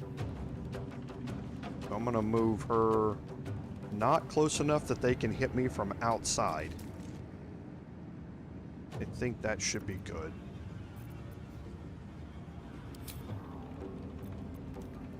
Okay, so let's move out here.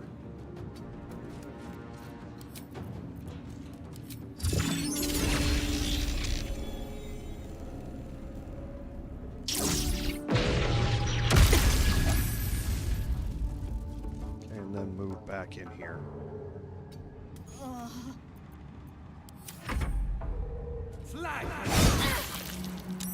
Okay, so they did hit me. And there broke my concentration.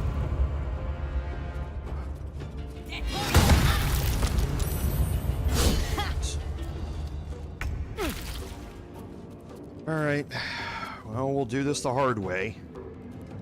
What did they roll to hit me?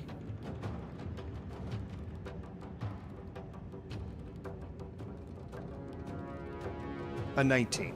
Of course. Of course. And that +2 tactician difficulty bonus that they get means that she hit me by 3. Oh, jeez. Okay. Well, let's do a few things here. So we're gonna move in. We're gonna attempt a stunning strike here.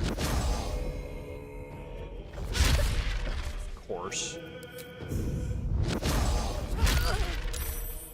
And of course he would save.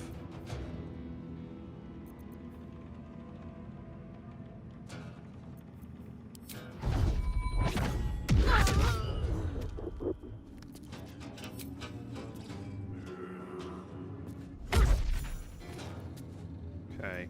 Let's end this.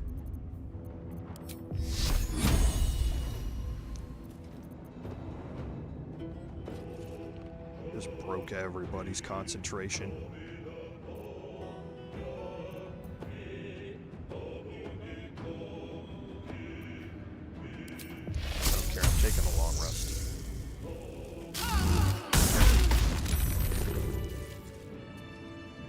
Alright. You can see how dangerous paladins are. You saw it through our entire playthrough. Shouldn't have wished to live in more interesting times.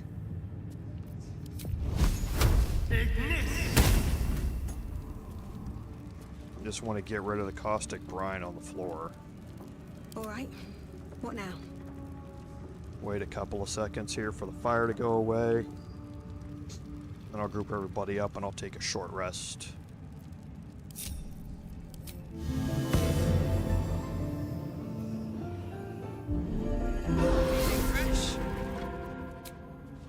Okay, so that was our last short rest. We've thankfully only got one more combat in here to do before we take our long rest. So I'm going to break the group. Go out here and shut this door again. I don't need any attention right now. Breathe deep and move.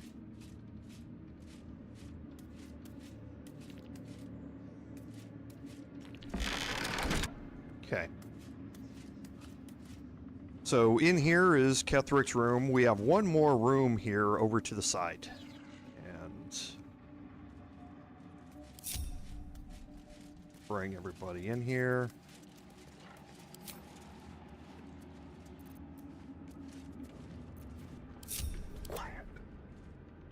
And remember to respec Astarion, Jorval. Let's go.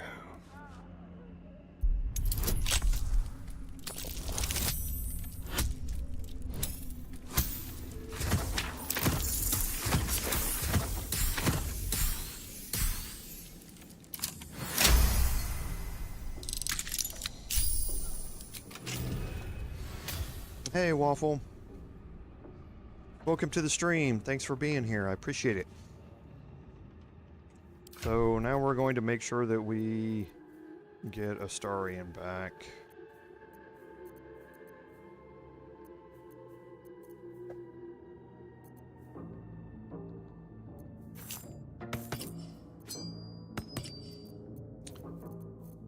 Okay, and we didn't even have any of our Bard stuff on either.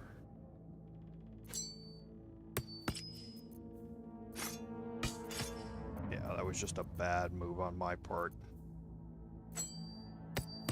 Went into that completely unprepared. So now we have advantage on all of our attack rolls. So we're going to trigger the Render of Mind and Body's additional 1d8 psychic damage. And we're going to see how that applies, because if we're concentrating on something, we're also going to be triggering the 1d4 psychic damage. We're not concentrating on anything right now because we got our concentration broken. So we're going to go concentrate on something else. Just because, again, we don't really care.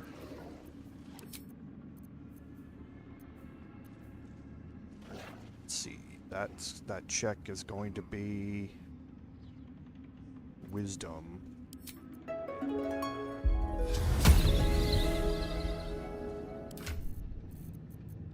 Might as well make the most of that, I guess. Okay, because there is a check that we need to make inside this room.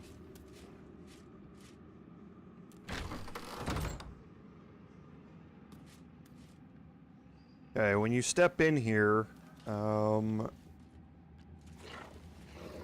there's going to be a perception check to make.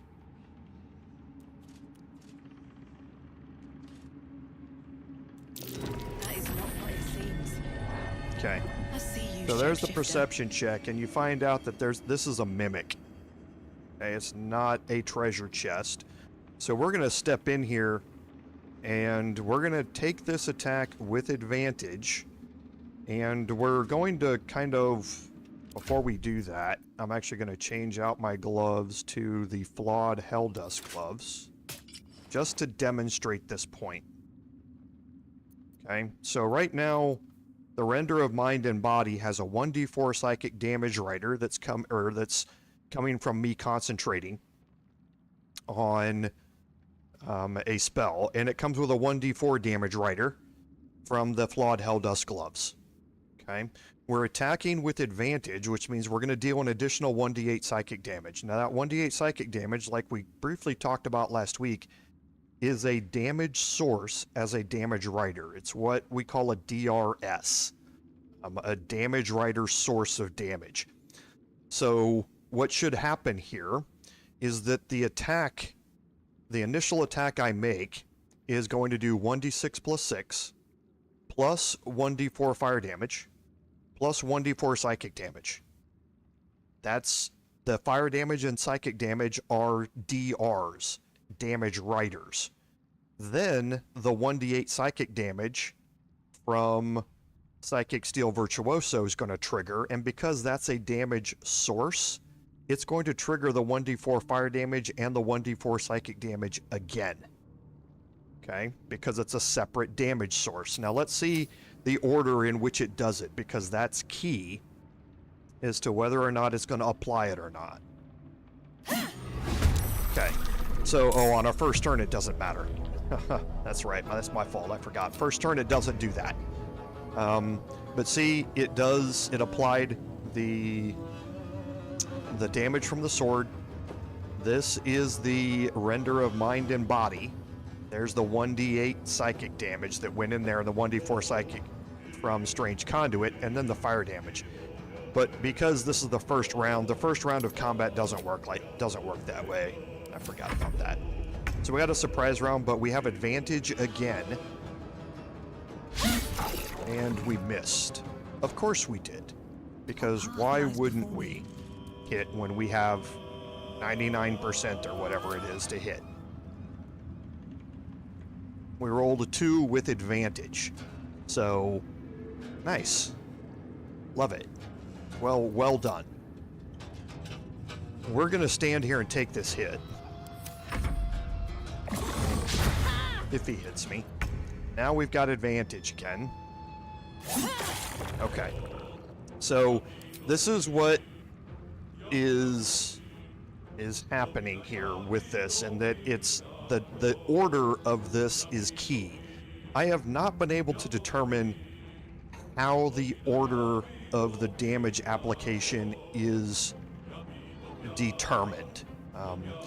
So I'm doing a little experimenting here. This is the damage from the sword. This is the damage from, you can see, a Render of Mind and Body and Strange Conduit.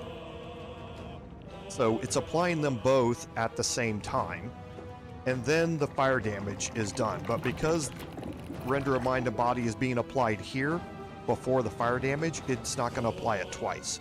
I need Render of Mind and Body to be applied after the fire damage. So I'm going to remove Owl's Wisdom here. So now I'm removing the second set, or the Strange Conduit psychic damage, and see if this changes the order.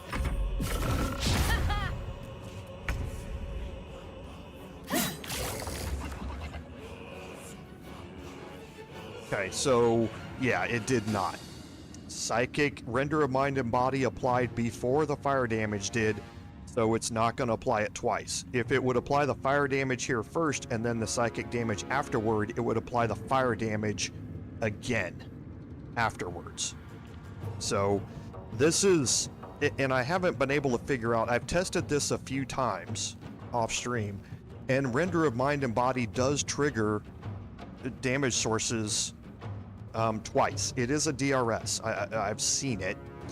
I just need to come up with the right combination of how to make it apply it. I could, as Lord Henry said, use a weapon coding to do it, and that would guarantee that it's not, or that it's going to apply it second. However, I'm using action economy to do that. I would prefer to come up with a combination of gear where it does it every time and I don't have to spend a bonus action to dip my weapon or something like that to get it to apply. So I'm going to work on it a little off stream and see if I can narrow this down a little bit in how it's supposed to function versus how it does, and see if I can, like I say, whittle this out a little bit. Okay, so we stunned it. Hey, good looking. I'm too tall for this. Again, the whole throwing through doors thing.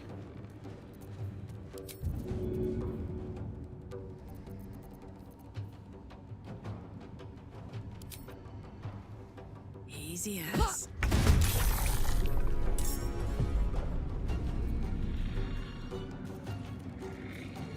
The mission has to come first. Best step softly.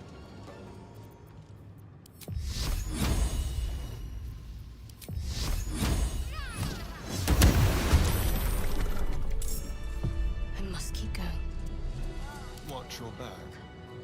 Okay, and now in here we are going to have Karlach pick the lightning jabber back up.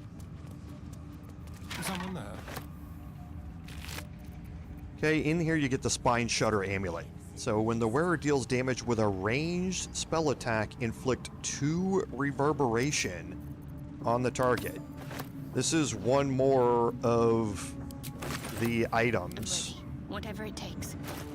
in the reverberation build for Shadowheart, because now whenever she throws a guiding bolt, okay, she's going to be inflicting shockwave because that's radiant damage. So she's going to inflict radiating orb everywhere. That condition, or again, she's going to inflict radiating orb again here the second time. Here, when she inflicts radiating orb as a condition, she's going to give it 2 turns of reverberation. And because it's a ranged spell attack, she's going to inflict 2 more turns of reverberation on top of that. So now we're at a point where we are really stacking radiating orb and reverberation against groups of targets here. And really is going to be the main source of crowd control throughout the second part, or the latter part of Act 2 here. Never mind. So what Astarion picked up, he picked up a stained letter here where you learn about the relationship between Isabel and her mother, Ketheric's wife, and the fact that she does not want to give up Selûne. She does not want to follow Ketheric into worshipping Shar, and she's going to do everything she can to protect Isabel from that. Okay, you're going to find various Selûnite artifacts and that sort of stuff as you go through here. We've already read an open heresy. Don't linger. Okay, so again, more Selûnite artifacts that you can pick up. And again, don't forget that you can pick up the paintings. I'm going to come back and loot all of this stuff later on. I'm just not going to do it now. Okay? Because now we need to get ready to have a couple of fights, because this is going to clear out the upper area of Moonrise Towers. Okay? So we have officially finished up in Moonrise, with the exception of one fight that we're going to go have around the back. I don't think we've cleared out the docks. Did we clear out the docks last week, chat? I don't know if we did. Let me go look real quick beforehand, before we take this long rest.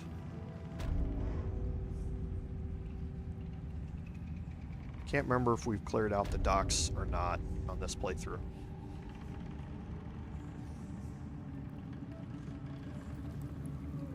We've only got 3 Illithid powers, so at least we believe that we have not.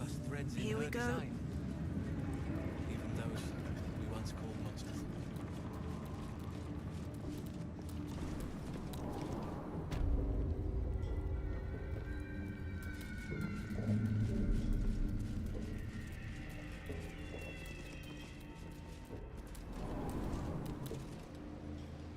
Okay, we have not cleared out the docks. So what we're going to do here is take our long rest. We're going to level up. We're going to do a couple of respecs. Obviously my Bard, but also Shadowheart, because we need to respec her and get her Sacred Flame cantrip back. And we'll look at Astarion's build as we go into this as well. So, hey Sublight, welcome back.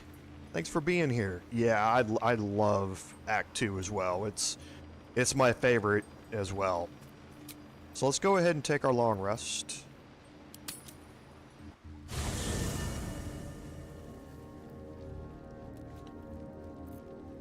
We're gonna have our quick conversations here first. The way she leered at me. The blood merchant. I can't get it out of my head. I did what I always did. I let her use me. Why does it feel different to all the other times then?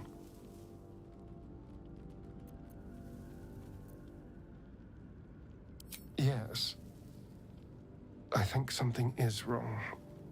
There's nothing more desirable in the world than a vampire, is there? Haven't you been through all I have? You damn well are going to fight with what few assets the gods give you.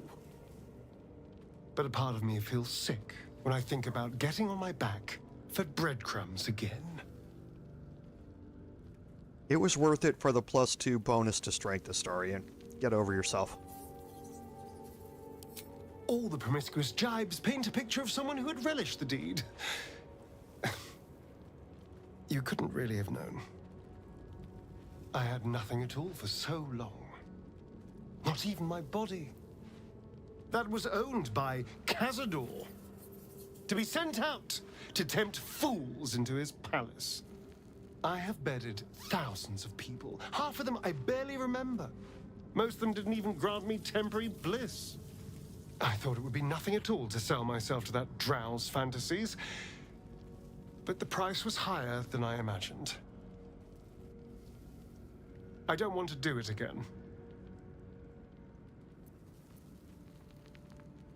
It isn't worth the scars anymore. From a role-playing perspective, Astarion obviously has a lot of traumas, and it's perfectly understandable. From a gameplay perspective, though, the +2 permanent bonus to strength that we will be applying, just not today, is well worth having Astarion do that, though. Hello, my dear.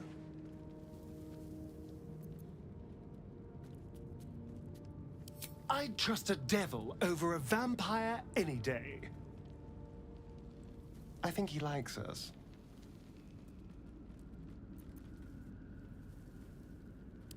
Perhaps if we kill this Orthon extra bloody, he'll invite us for tea and brandy back in his house.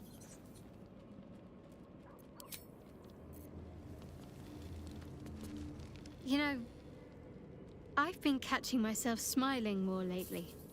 I think that's your fault. Okay, nothing new here. Greetings. We do have a new disc here. Once again, your mind opens to Lae'zel, and she considers the disc.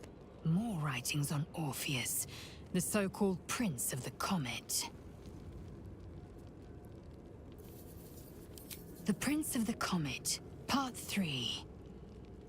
The histories tell us that Commander Voss, Ketheric, pierced Prince Orpheus clean through with his sword of silver, that his flesh was torn and fed to the great red dragon Ephelemon. Vlaakith's faithful roar out this tale, but beneath the roars, we hear whispers carrying truth and prophecy. The Prince of the Comet is not dead. The Prince of the Comet will come again. The Prince of the Comet will liberate us from Vlaakith's tyranny. Praise be to Mother Gith, Queen of the One Sky. Praise be to your son, Orpheus, the true heir, Prince of the Comet. This is more than a fable. It's an affront to the undying Queen Vlaakith. Gith's son died to Voss's blade. Orpheus is no more. It is not just improbable, it is impossible. Kithrak Voss and his red dragon slayed the fell prince. You could no more resurrect him than you could glue together the pile of ashes he became. My Vash taught that the silver bells of Vlaakith's court still ring out before every hunt in celebration of the prince's defeat. As a child, I longed to hear them for myself, and sing in praises to the deathless queen and her Kithraki. Hey, Leviter, welcome to the stream. Oh boy, yeah, you missed a whole bunch of stinky cheese last week in the live stream. But yes, we are exploring the cheesy side of things, as you always should in an honor mode run. Today, I don't think there's going to be any more cheese that shows up today. We're just gonna have the boss fights here in a little bit, in a little bit different way, but not really cheesy, just skill based. Tiamat's emissary. It was he who carried word that Mother Gith had negotiated the gift of the dragons, and that Vlaakith the First would preside as Queen of the Githyanki. Ephelemon remains the Queen's consort to this day, as endless as the empire he now serves. Anything more? Okay, so nothing else here on the conversations. We'll just quickly go through the rest of them, and then we'll do our respecs. How beautiful it must be to know you can hold a hand, caress a cheek after going so long without. We'll get Karlach fixed up, right? There's always a way. There has to be.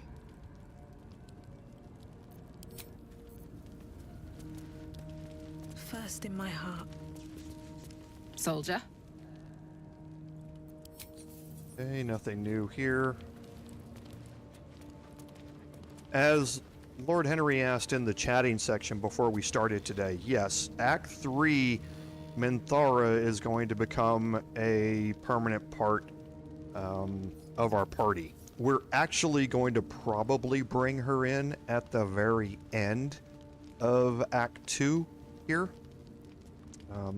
But for now, she's not a permanent member of our party, but she is going to be as we go forward, and we'll be replacing Shadowheart out of our party with her, and then more than likely Karlach is going to be removed in favor of Gale to get us back to our party moving forward, but we'll kind of play that by ear and see how it goes. You wish to consult me?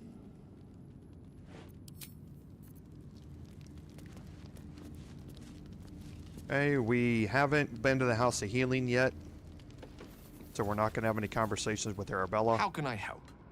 And nothing for Gale. So now let's bring Astarion over here and just check Withers for gold. because we need to quickly get our Bard back to where we want her to be. Neither seen nor heard. A little souvenir. Still breathing, despite everything. Thy wheel of fate. Dost thou require a new, as thou didst? Okay, because remember, we had done a respec to get her back to College of Lore so that we could focus on performance and sleight of hand for Thisobald. Now we are not going to do that. All of my ability scores are perfectly fine here. Start out as a Bard. Level 2, staying there. Doesn't matter what spell we pick, we'll be replacing it next level. Here we're going to make sure we have our skills correct first. And this is why if you're College of Lore, you can select Sleight of Hand and then Expertise or Sleight of Hand. If you're College of Swords, you cannot do that. You can't select Sleight of Hand as a proficiency. So we are going to pick Perception, Survival, and Acrobatics. Always useful. Our subclass is the College of Swords, Fighting Styles, Dueling, Spells, Enhance Ability, and then replace spells. We can get rid of that one that we had picked previously and change it out for Invisibility.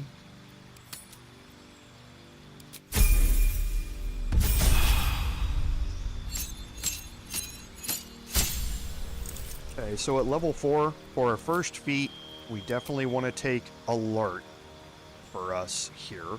We do not have Auntie Ethel's hair, so getting up to 18, or being at 18 and then using ability improvement to get us to 20 is not an option right now. What I will do once we get more level ups is spend a feat on Actor to get this up to 18 so ability improvement can do it, but Alert is way too useful for the rest of Act 2 here. So I definitely want to have it as I go through this.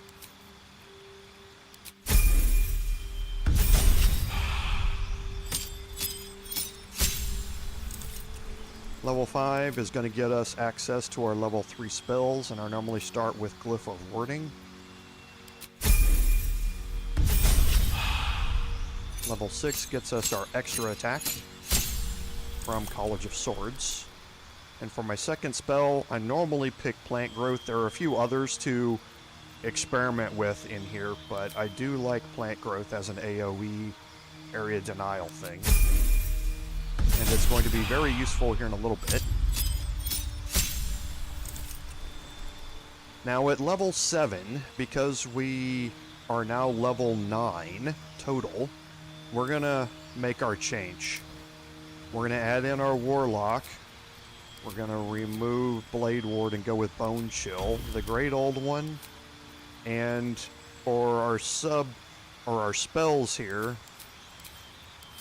we're taking Hex and Hellish Rebuke. Hex is what's going to give us concentration for the Strange Conduit Ring to continue to proc all of the time. That's how we're normally going to be doing it.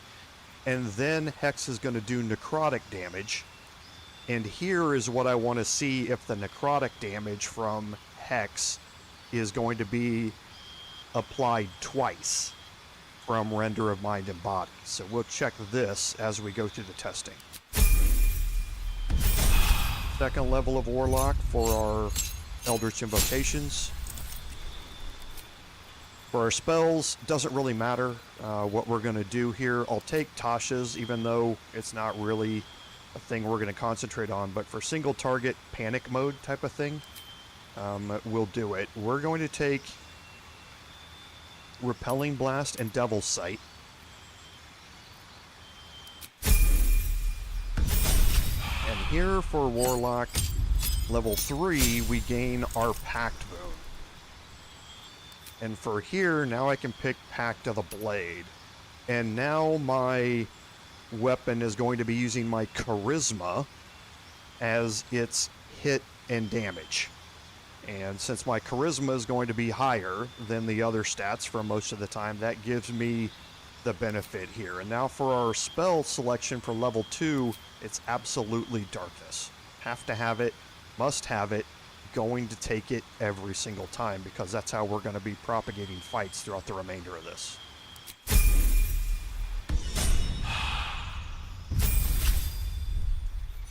So for Shadowheart, we're going to escape out of this because we're going to redo Shadowheart.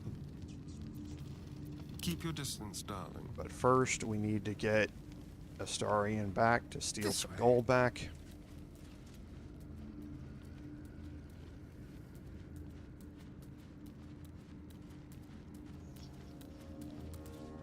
Ready or not. Not even a challenge. There's no time to waste. Now we'll bring Shadowheart into I'd better Respec do the her. talking.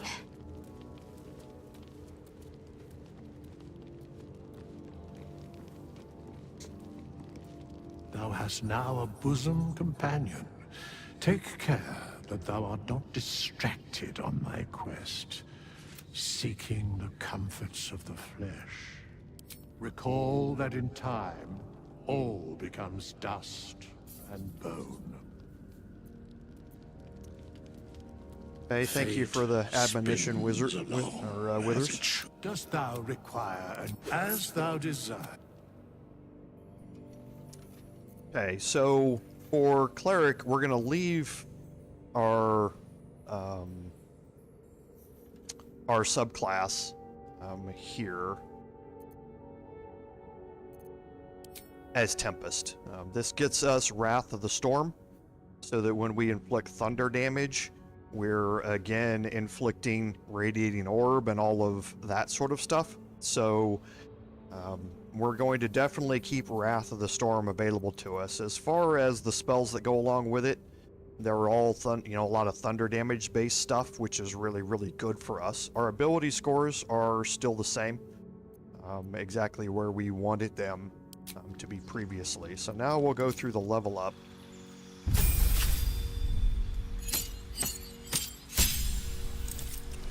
And here, Destructive Wrath obviously is what bumps Shadowheart up to the massive damage dealing stuff that she can do.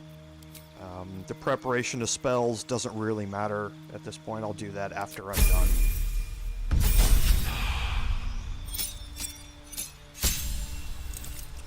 Okay, again, Shatter, thunder damage spell, really, really nice to have.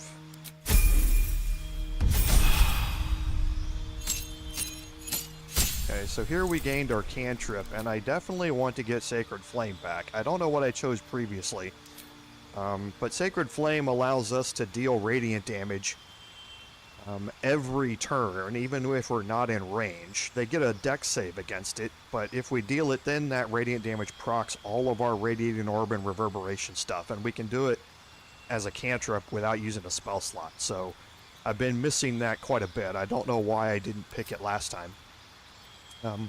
For our feat here, we have a couple of options. The first would be ability improvement, again, upping both of these. And now that we're past level 8, that's what we're going to do. Okay, upping Constitution and Wisdom both. Our second feat is going to be Alert. Okay, so gaining access to Call Lightning and Sleet Storm, both very, very useful spells.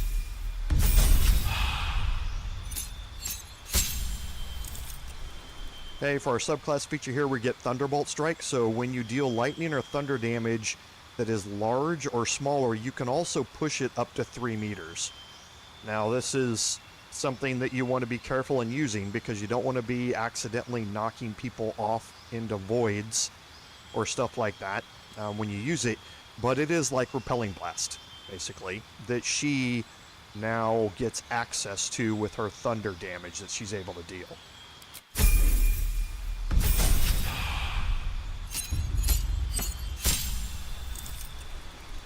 Okay, so level 7 gets us access to our level 4 spells. Banishment is really, really nice.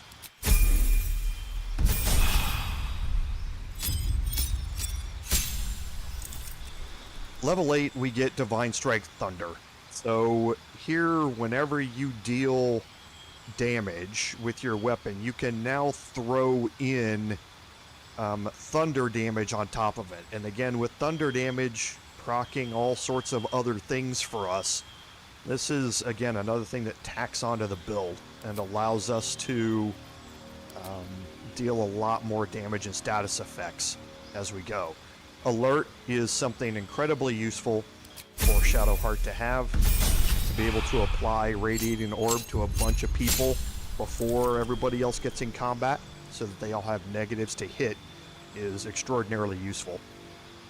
Here we get access to Insect Blade and Destructive Wave. Destructive Wave at level 9 is what turns Shadowheart into a mass damage machine.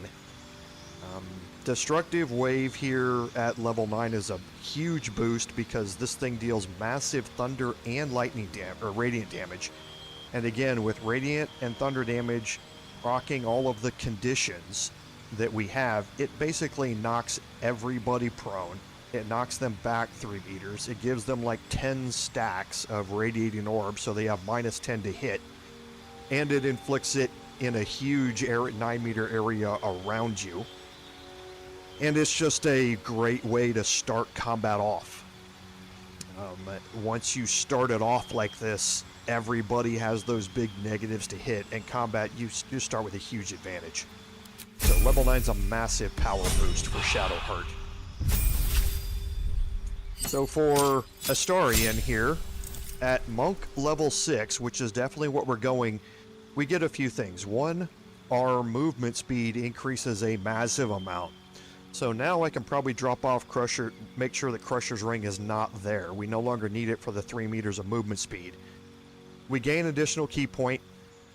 We have key empowered strikes now, and what this means is that our unarmed attacks are now magical. So now things that are resistant to bludgeoning damage, but are not resistant to magical bludgeoning damage, we bypass that resistance, which is, again, a huge damage increase for us against certain enemies. We also have some passives here that we can turn on and off.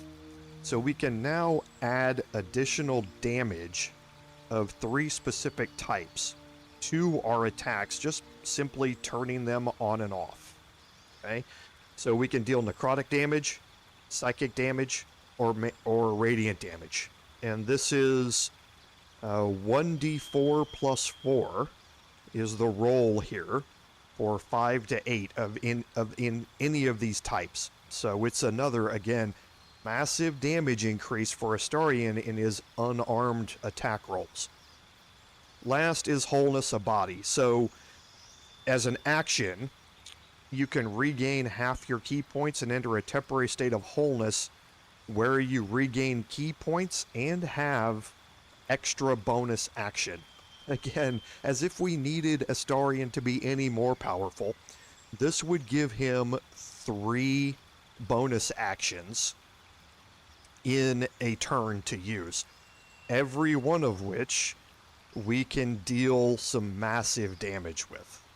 Okay, so level 9 in our build here, level 6 as a bard, with the level 3 rogue getting us that additional bonus action, is a huge damage increase for your monk builds.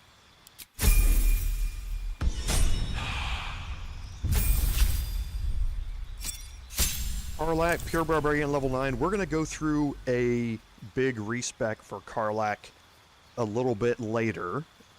But for now, with the throwing build that we have, what we get here is brutal criticals. So in tabletop, brutal criticals are the thing that makes Berserker Barbarians Berserkers. But when you land a critical hit, you roll an extra damage die as well as the normal additional critical dice.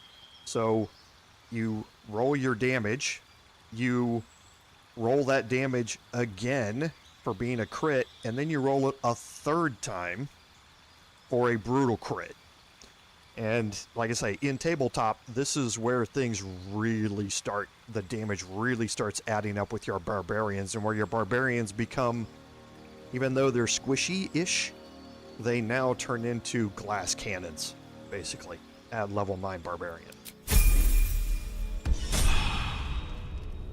Okay, so now we've got us where we want to be, so let's go ahead and take our long rest, and we're probably going to get a cutscene here. Let's see what this does.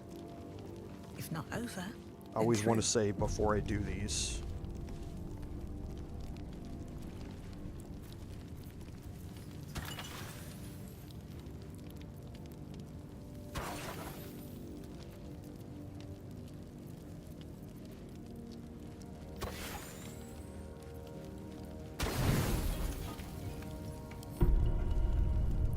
Thoughts are back on the twisted Scaleritas and his honeyed words of violence.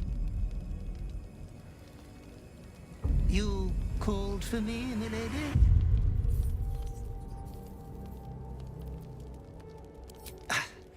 I don't need to.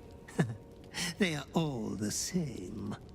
There is but one thing on your mind, and it won't go away until your thirsty urge is sated. I come here, for I wish to bring you another powerful tithe. But I cannot grant you this prize quite yet. You must do something divinely unspeakable first. Okay, so here's Scaleritas again. Just like in Act 1, we had a problem for us in that we were going to murder Alfira in our sleep, basically. And we had to find a way around it. Here, we're going to be presented with the same thing in Act 2. Somebody's going to die. We need to find a way to make that death work in our favor. Oh, the reward will titillate your twitching urge in preparation for the rest of your inheritance to come. You will receive a royal prize for killing this pretty girl. Isabel, the cleric with the sweetest face of the moon. She is too precious to live.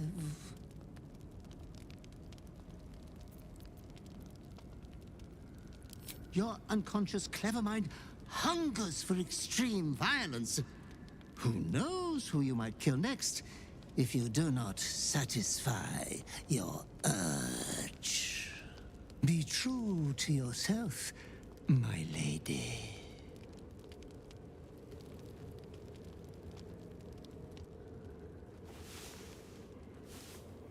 Can I touch your face? Okay, now Scaleritas there has set us down a path. We're going to look at a quest journal here in a second, but let's talk to Scratch first. Dog is unable to speak through the small bag he holds in his mouth.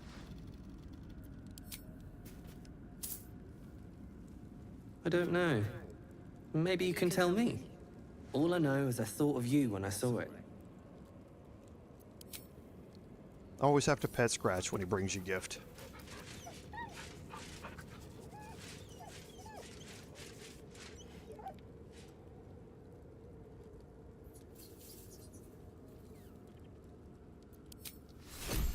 Okay, so let's look at our quest journal. We have learned some things here. We learned from Thisobald that her cage is located in the mausoleum. It's unclear what that is. We did learn some more about Prince Orpheus. We picked up the quest from Raphael to find his old enemy in the mausoleum. Punish the Wicked, we found the ledger. We are going to go give that back here in a little bit. Chosen of Shar, we're going to advancing that as we go through this, and then Raphael, in exchange for killing the Orthon, is going to decipher the runes on Astarion's back. But the one big thing that happened there is advancing the urge.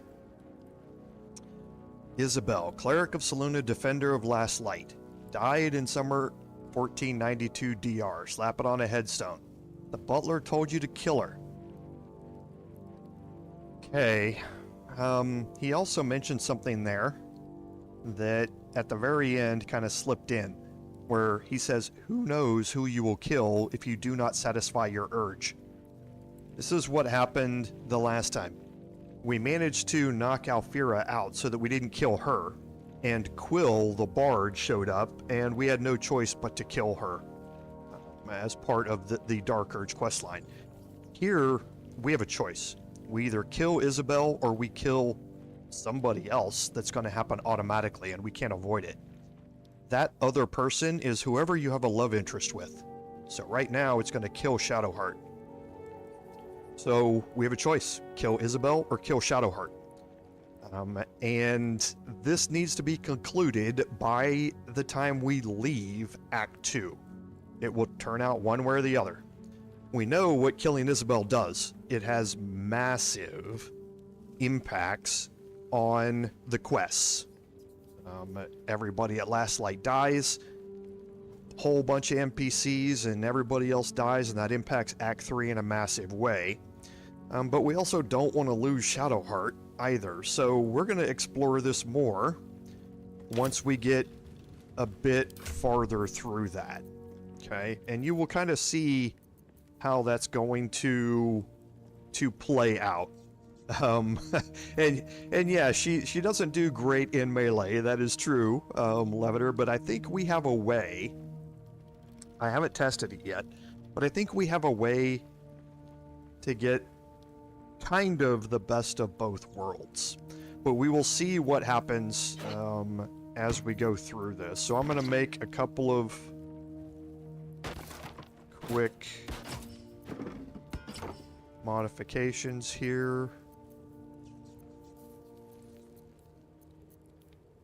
Okay, now that we have College of Swords back,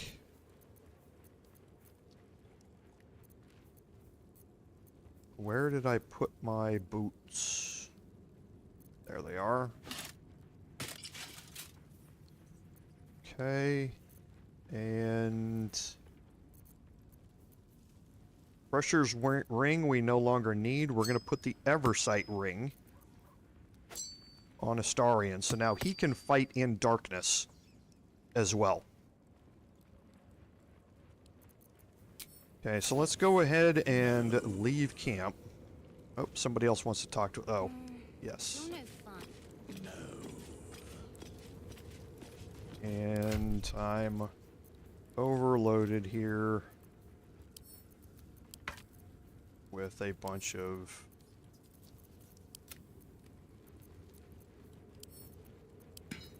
useless stuff that I will sell off stream.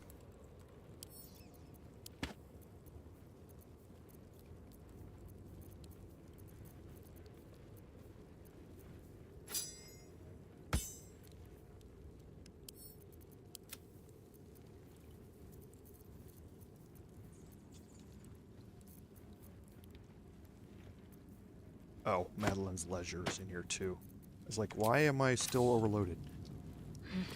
I need a moment for the two of us. It is as we knew. My people have turned their blades against us. They will emerge from the shadows and descend from the skies, and we will grant them their only just fate. Death. That conversation is from the... from last week when we had the encounter with the Githyanki ambush. You know, dead. I am not a skeleton. Okay, so let's head out. We're gonna get our buffs going real quick here.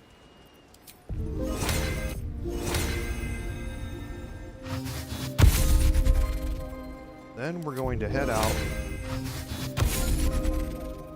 And do I have the sword on my back? I do.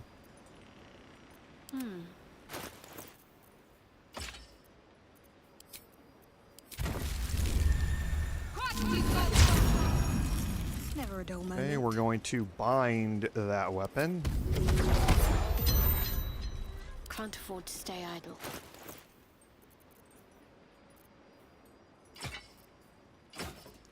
Okay, the Shield of Devotion with Shadowheart. We're going to cast Aid. Swap it out for the Adamantine Shield. Keep it And together. I think everybody is set. Now with Astarion, we have passives here. Remember, we're going to set him to deal additional radiant damage. Most things are going to be susceptible to radiant damage, but we can change this at any time just by picking whichever way we want to go. Right? So let's head out now. And we're actually going to come back and deal with this, I think, because I want to get the other two confrontations out of the way. So in preparation for one, I'm going to send all of my gold that I have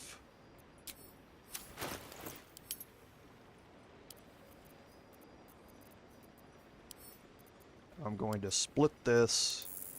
I'm going to leave exactly 5,000 gold in my inventory.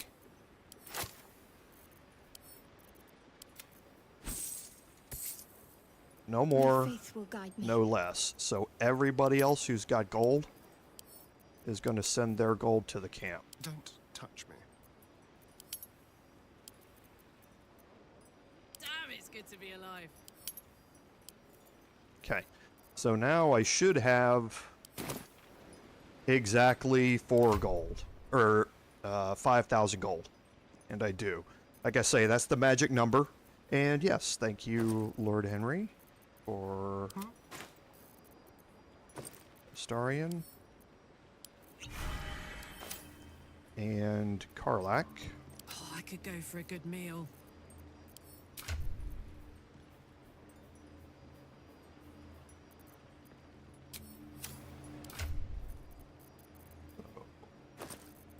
Here.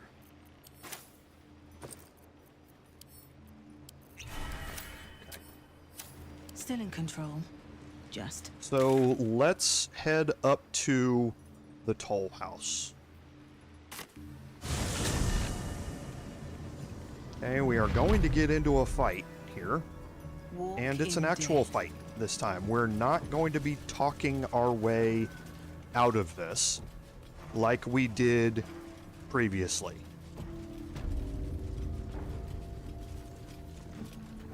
Okay, so the Tollhouse, there's a bunch of stuff you can search in here. Again, there's crates everywhere, all of that sort of stuff. And we have these visages of blank, of something. Okay.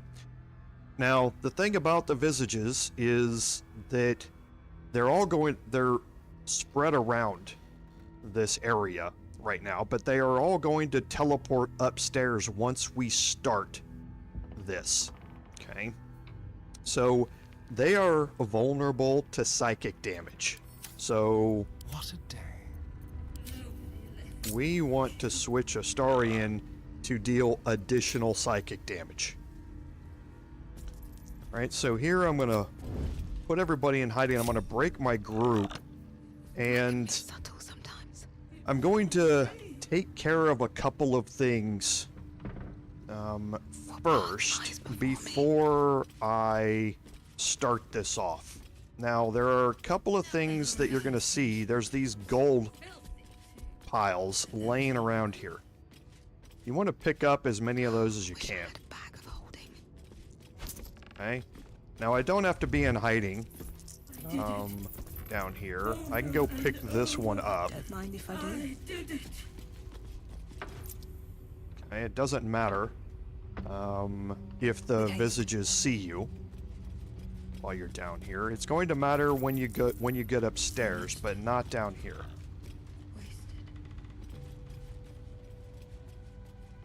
And I just want to go around the outside here. Be very careful where you're clicking. You do not want to walk upstairs yet. Okay, so there's no more gold laying around down here.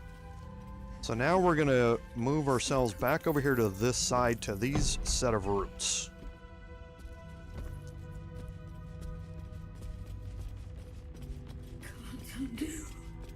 We're going to go into hiding.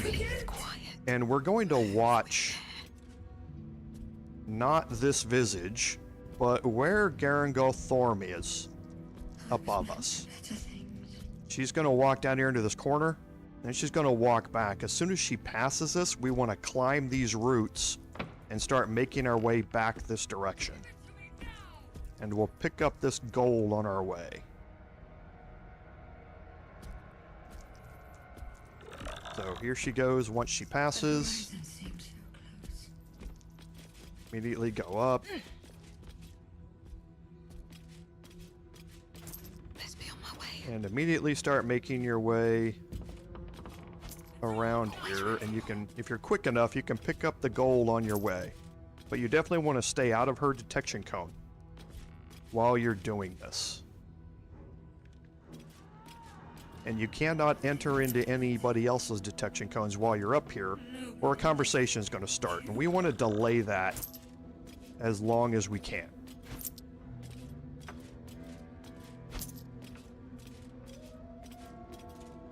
Okay, so she's over there in the far corner. That's good, but she's going to be making her way back.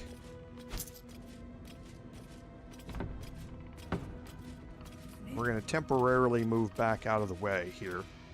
Once she turns around, we're going to go collect up all this gold.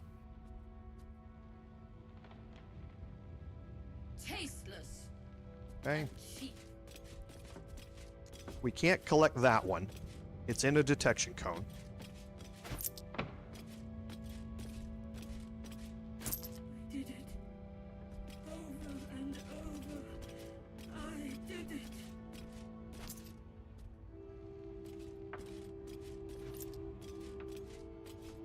Okay, now we're going to hide right behind the safe here. I want it back! Want it back now!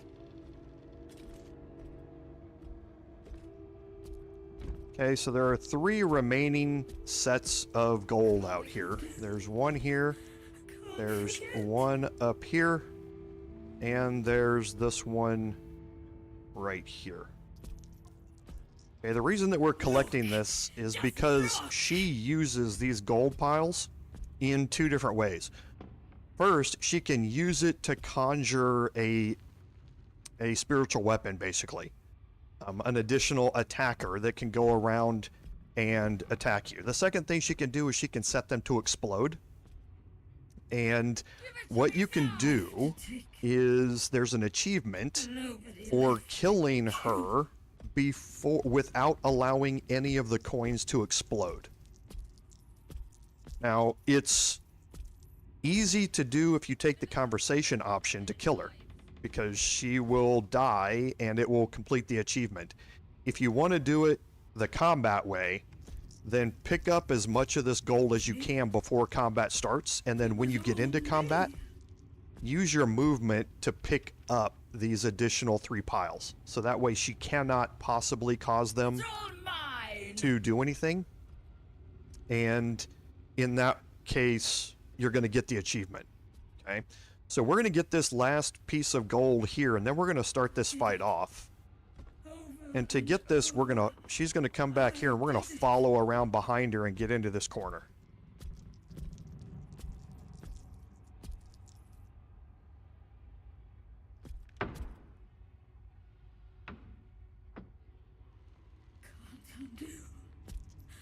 Can't forget.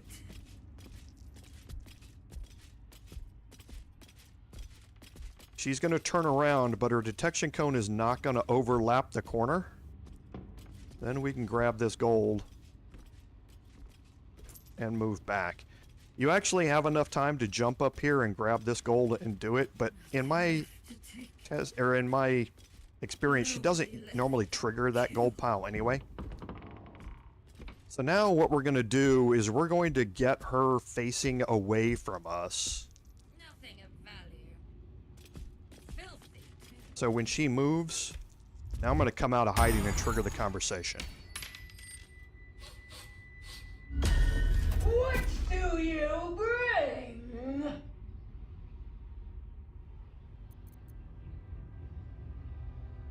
I require good.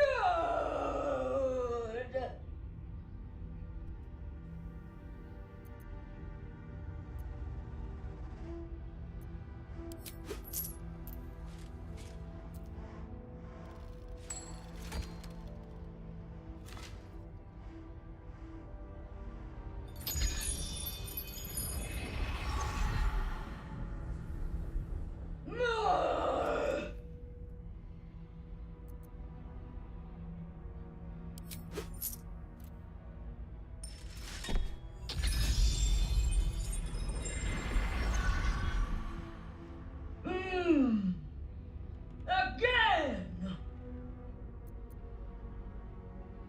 All that you have.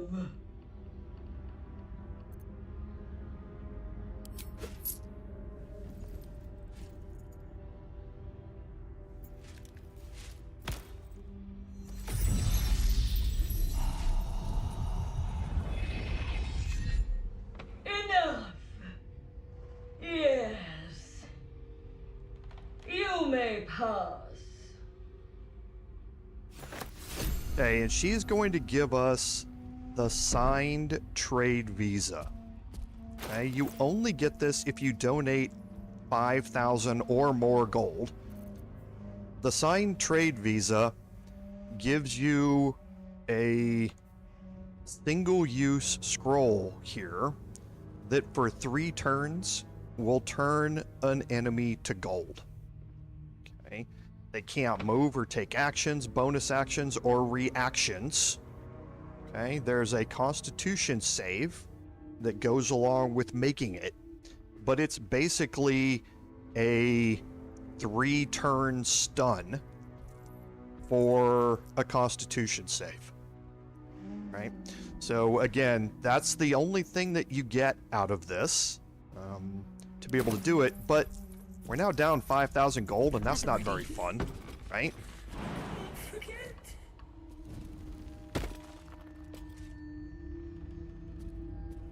So we're gonna wait until she passes. Don't want to draw any attention. It's all mine!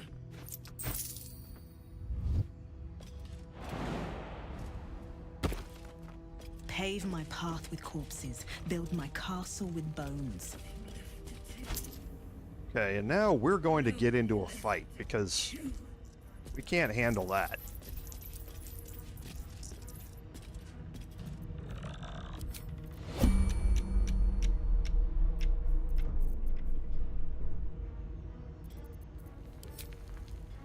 So let's look at her resistances first. Okay, so she is alert. She cannot be surprised. Okay. She also has these coin vambraces and other coin armors. The coin vambraces, left and right, give her an ability that allows her to do some serious damage with her attacks. She can use this whip action of hers to deal out some serious damage. So you want to get rid of these two as quickly as you can. The others grant her overall health, but that's it. There's no other bonuses to them.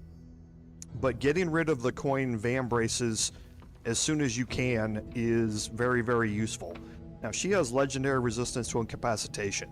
So turning around and using the signed trade visa on her, probably not a good idea, because she can put a +10 bonus to her saving throw against it, so it's not great. The rest of it, she gains an additional bonus action, which is what she can use with her vambraces to attack with, so she has a bunch of attacks per round she can do with them. She is undead, but she's immune to control undead. However, she's still susceptible to all other things that go along with undead. She has a legendary action, Sublimation. So once per round, she can spend a legendary action to try and turn her enemies into gold, killing them instantly when she loses a piece of armor. Okay?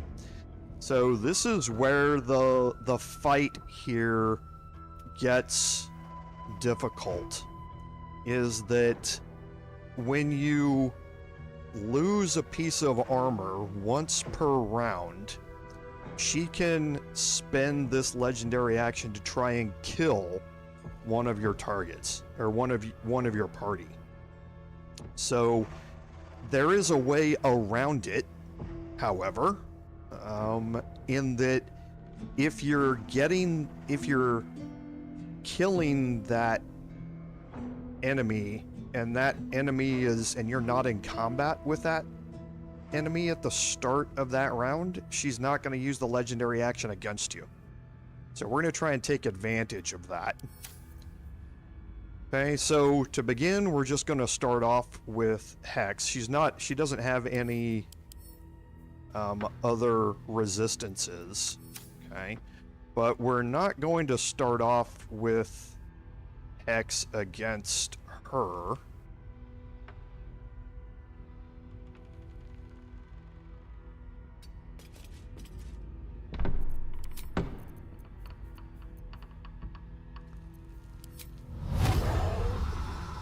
Always at your side.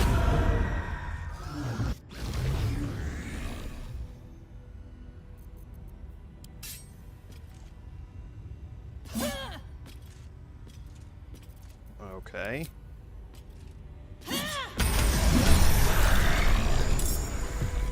All right.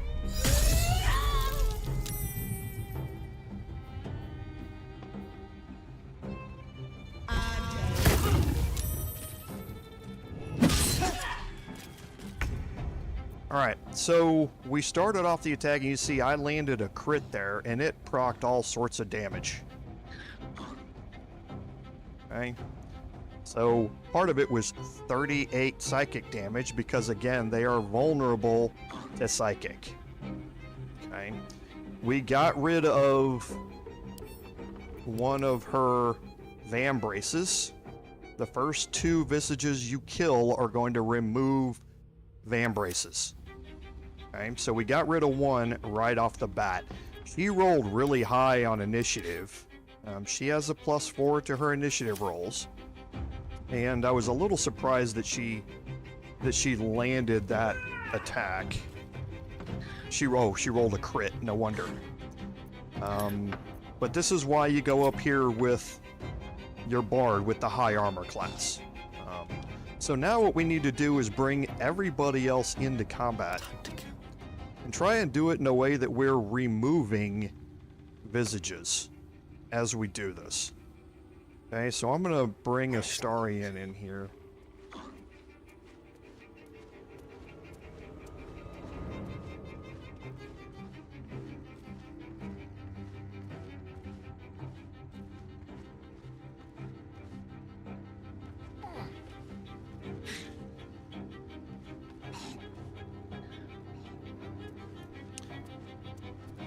Okay, and for here we are toggled to psychic damage, which is important. So we've got 44 points on each. Secrecy above all. Let's bring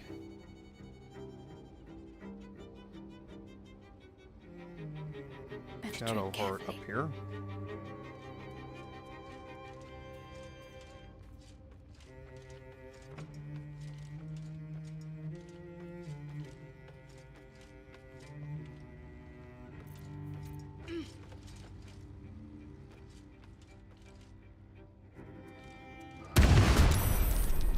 Oh, God, I forgot that stupid weapon. Okay. I forgot the stupid effect from the Light of Lathander, or the Blood of Lathander, is going to bring her into combat if somebody fails the saving throw for it. Okay. She's got it. Okay, so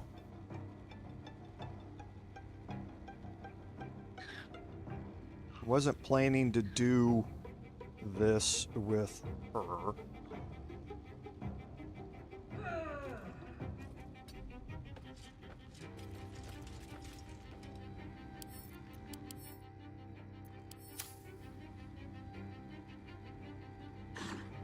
planning to do it down at the other end, but I can't.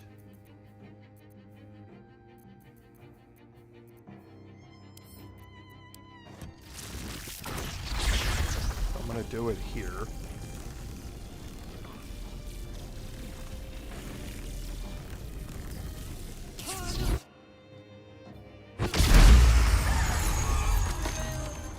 Kill both of them. Okay, so now Astarion. Not a sound.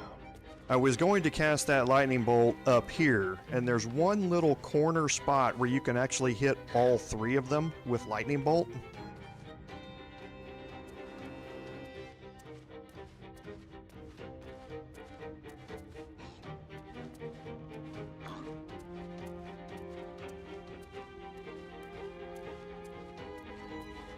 So now, again, we're doing psychic damage. I'm going to start with a flurry of blows here.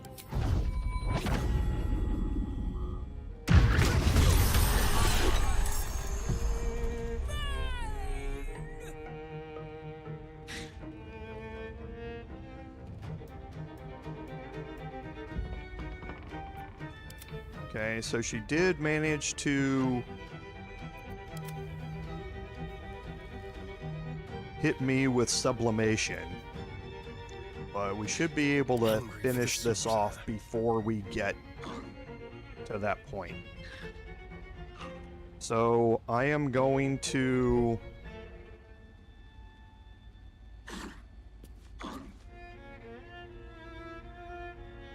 I'm thinking here how I'm going to play this part. Okay, we'll move here. I'm gonna bonus action again.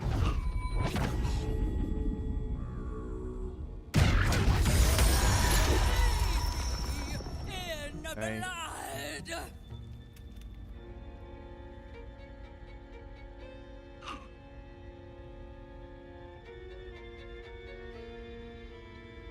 Just a little short.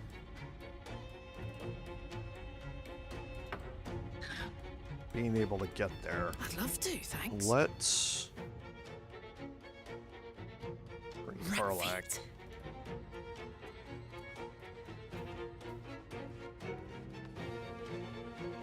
My hope is that I can one turn this.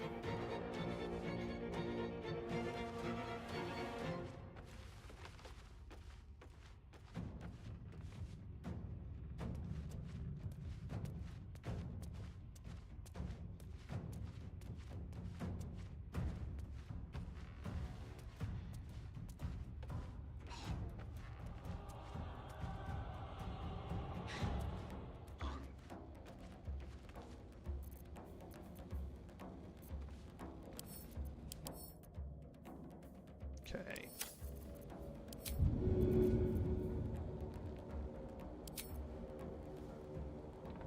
Good idea. Okay, so 23. That might be a problem.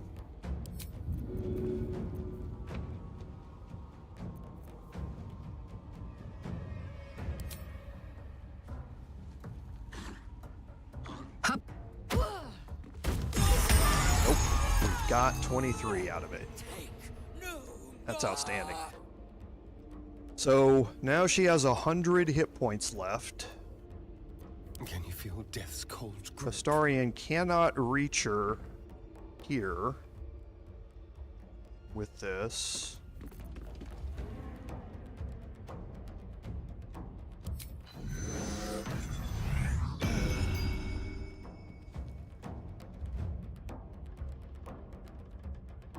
Okay, so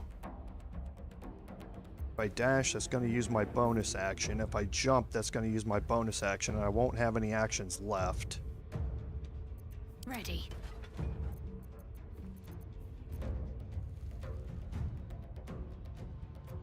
So I don't think I'm going to be able to one-turn her.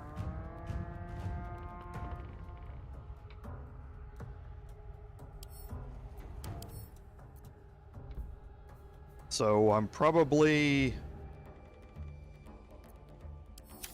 just going to lose the turn here with my Bard. But everything went against my Bard, so I only lost one person's actions here, basically. So, yeah, I think this will work. My faith will protect me.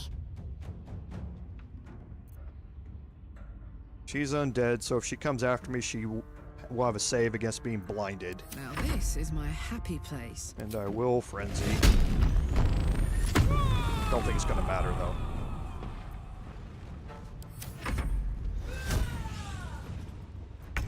Okay, so let's move up here and take these gold piles.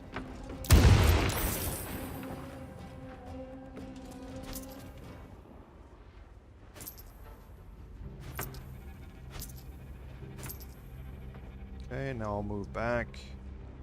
Actually, where's she at? Okay, so she's got reverberation too.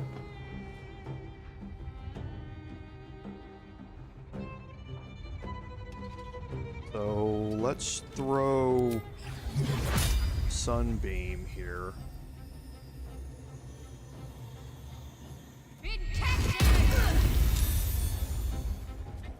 Okay, so she's definitely blinded. She has 6 stacks of radiating orb and she's dazed. Smell blood.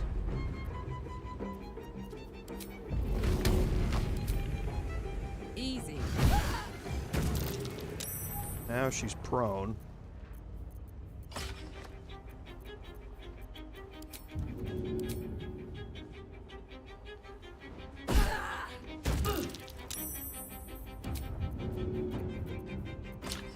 Come back, thank you.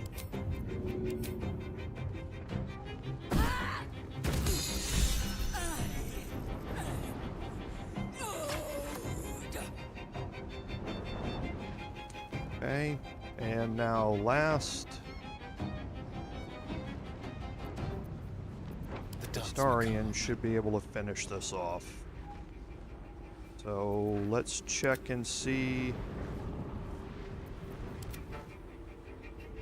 Yeah. Okay, so... And there's nauseous fumes that triggered with the acid damage. Shall we cut and run?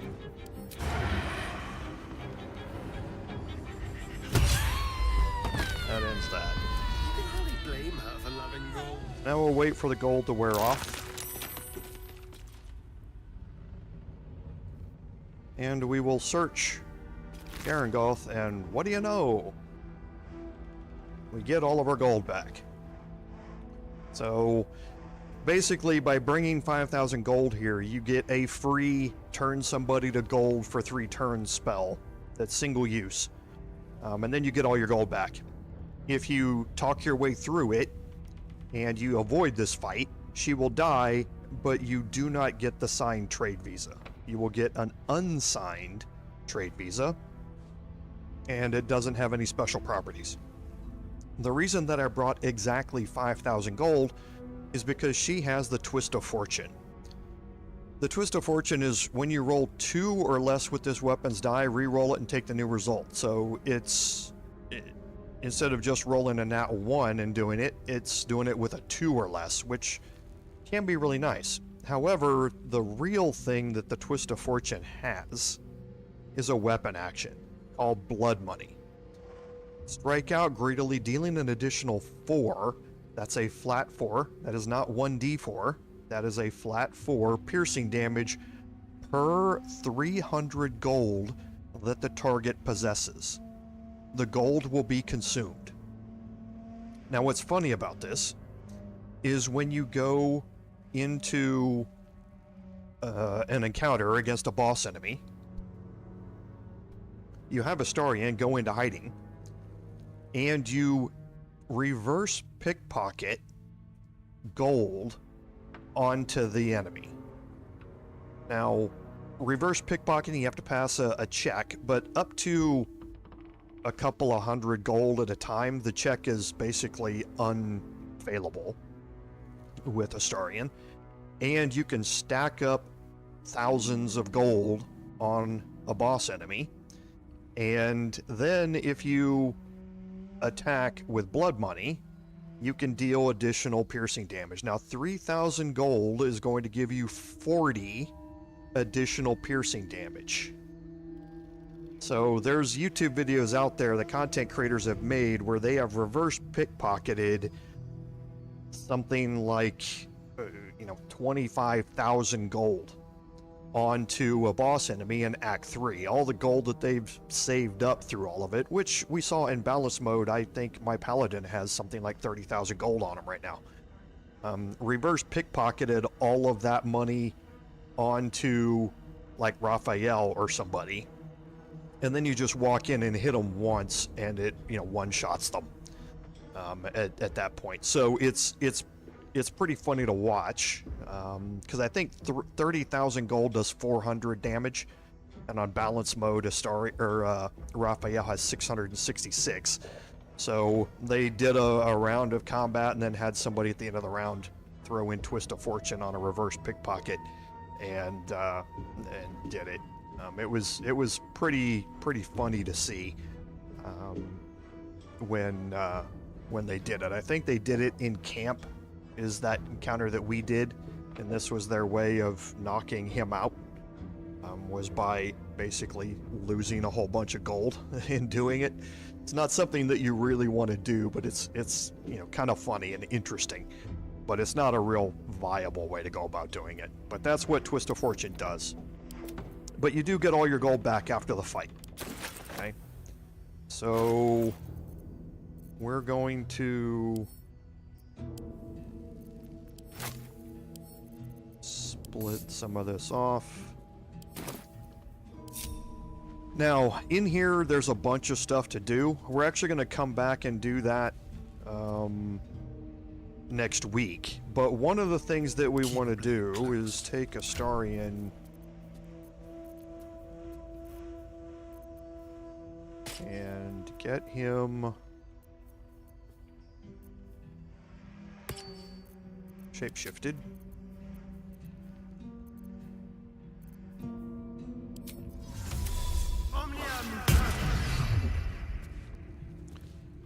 Let's move. Going to use our Bard to cast Enhance Ability.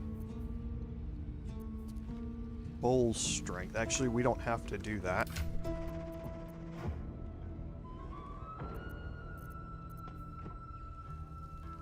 We can swap these two.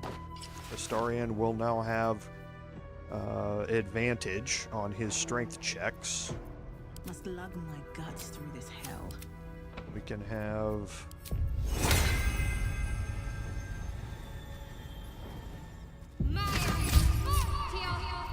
Shadowheart cast guidance, and he can click on the stuck safe door. Okay, this is a DC 16 strength check. Straight up strength. Okay, we have the elixir. We have Mark of the Shifter and guidance, which apply, and Bull Strength gives us advantage. Oof.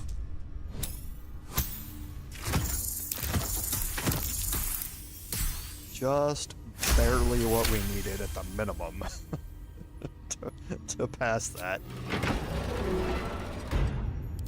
And now we will swap these back out. Astarion gets the Eversight ring.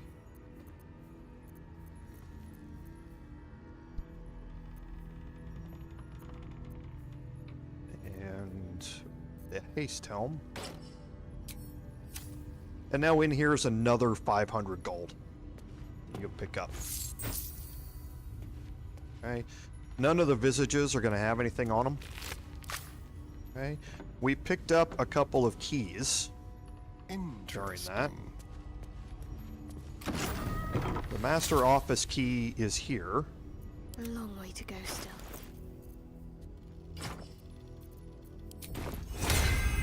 I'm going to take Shadowheart in here. There's a perception check for the floor. There's some rotten floorboards here. One thing that not a lot of people know is that you can just attack the rotten floorboards directly, but you don't have to. If you attack the toll collector statue,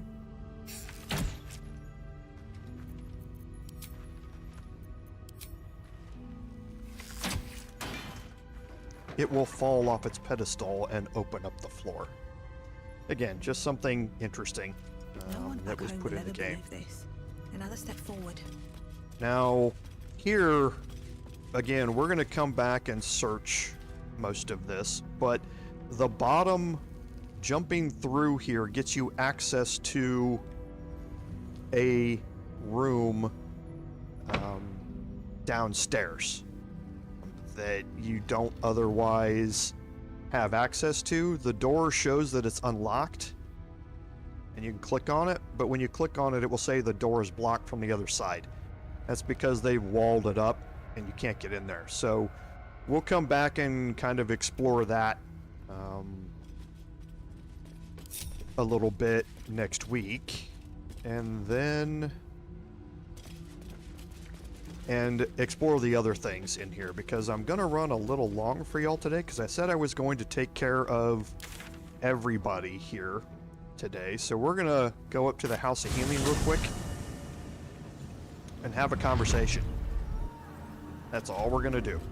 Have a conversation.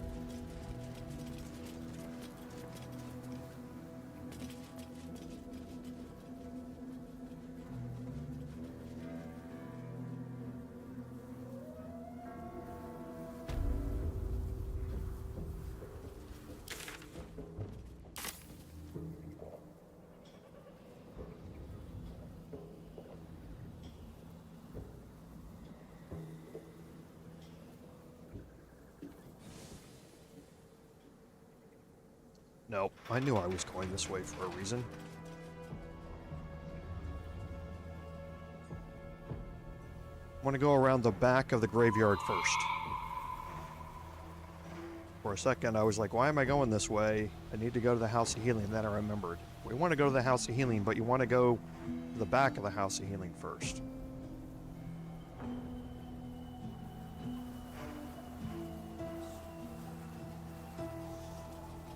I don't know, Lord Henry, if you can throw the statue down or not. That's an interesting question. I've never tried it. Keep your distance, darling. Let's crack it open. We're gonna lockpick this door here. I believe this is a high, that's a low DC.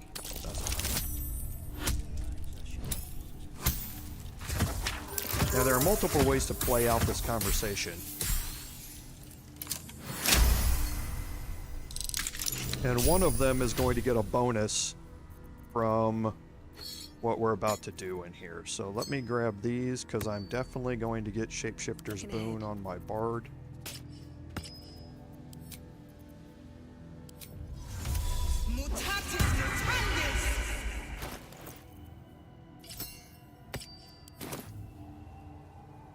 Okay. I'll give it a shot. Now, in here on the table is a book called Surgery and Physiology, a Sharon's Primer. Okay, if you read this, it talks about how to do interrogations using surgery. Okay? The sisters shall one day know me, first in whole, last in part. Only then will they be masters. Okay? This book is going to help you play out one of the ways you can do this conversation. Okay, we're not going to do it this way, but it can help you do it if you choose to play it out a certain way. So let me quickly swap this out and get my health back up, just in case this leads to combat.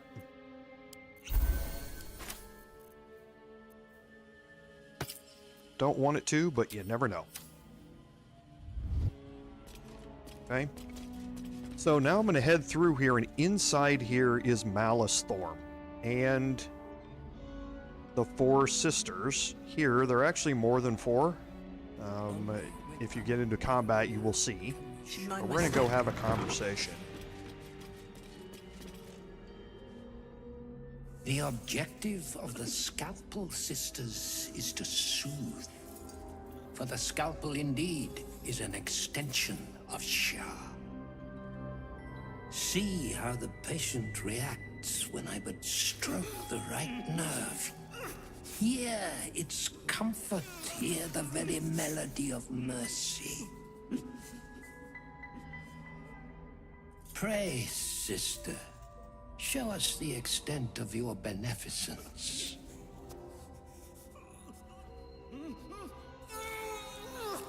Stop. Stay your hand, for it slaps where it should stroke. We can hardly hear the patient sighs of solace. Perhaps it is our unexpected audience that makes you quiver. Come, step forward. You are no sister, but that matters none. Every student is welcome. Okay, so we're going to go through this a little differently. You can just attack here.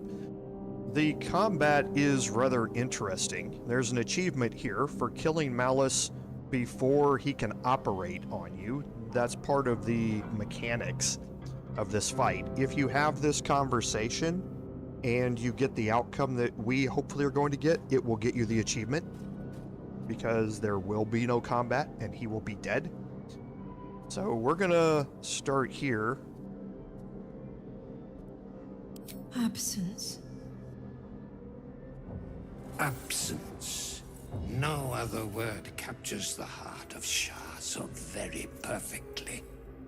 It is the scalpel-led journey that leads from pain to peace. See? What is the light of eyes but the cancer that causes one to witness the laceration of being? If light is the symptom, then darkness is the cure. For in light there is presence, but in darkness there is absence. In light is presence, in darkness, absence. You are well on your way, but one white orb disfigures you still. Let us finish the cure. So his comment there is the fact that we have one real eye. The other eye is Volo's. So interesting that we've gotten there, but he wants to finish us off. However, we have some things that we can do here. So investigation and religion checks are what are going to allow you to proceed down a path to minimize the difficulty of the fight. Okay, we're going to go with persuasion here. Now, the investigation and the religion check will lead you to another check where you can convince the sisters to kill Malice. That book that we just read gives you advantage on that check. Okay, so if you want to go down the path where the sisters are going to kill Malice, you certainly can. You're going to miss out on some XP, or else you're going to have to fight the sisters afterward. We're going to go the persuasion option here. Okay, we can only fail with a nat 1. And we're going to throw Eagle Splendor here. We're going to throw Friends in, actually. We don't care if he's going to become hostile afterward, because hopefully at the end of this conversation he won't be alive to become hostile. So now double nat 1s is the only way we can fail it.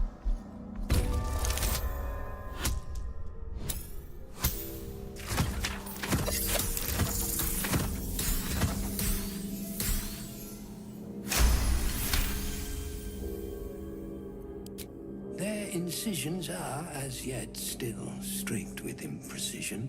That much I must concede. How to steady their hands, I wonder. And here we go with, we're going to get Friends as all of these. Again, the persuasion option here is one that you don't get advantage on. You have to go down the religion or investigation choices to get the persuasion option to grant that will grant you advantage for the sisters to kill him, which is what this one does. But going the persuasion option doesn't get you that choice. It's slightly different. So here you can either,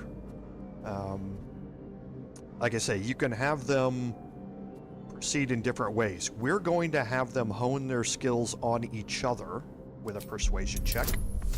This DC is now getting a lot higher. We've lost the +4 from favorable beginnings as well. So, and I forgot to cast guidance before I came in here. We've got inspirations. Oh, nat 20. Wow. We've got inspirations as well. Yes, for are we not all in need of a cure? The scalpel does not discriminate. Let each and every one of you partake in its soothing journey. Absent sisters, acquaint yourselves. It is a proud moment when one sees one's teachings so lovingly taken to heart.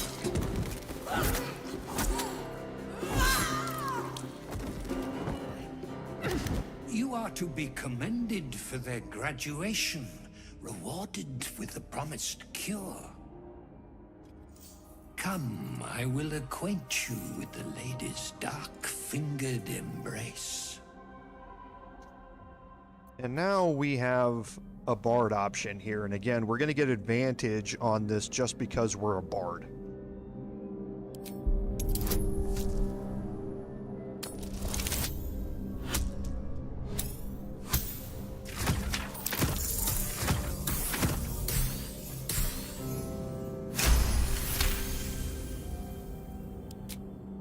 Your diligence is exemplary. Very well. Your own scalpel you will be. Observe, then succeed me into the succor of Shah.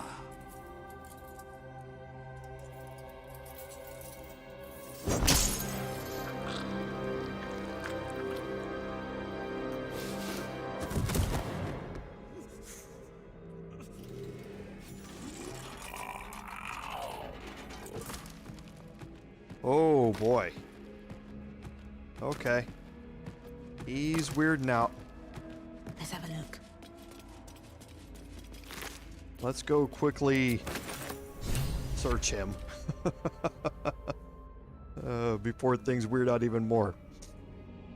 So, just to quickly go over, we picked up 2 things. The battered loot is for a quest that we're going to finish up next week. And there's going to be a big fight involved with that quest, which you guys are going to really like to see. And you get the Surgeon's Subjugation Amulet. Once per long rest when scoring a critical hit on a humanoid. That's important. The wearer can paralyze the targets for 2 turns.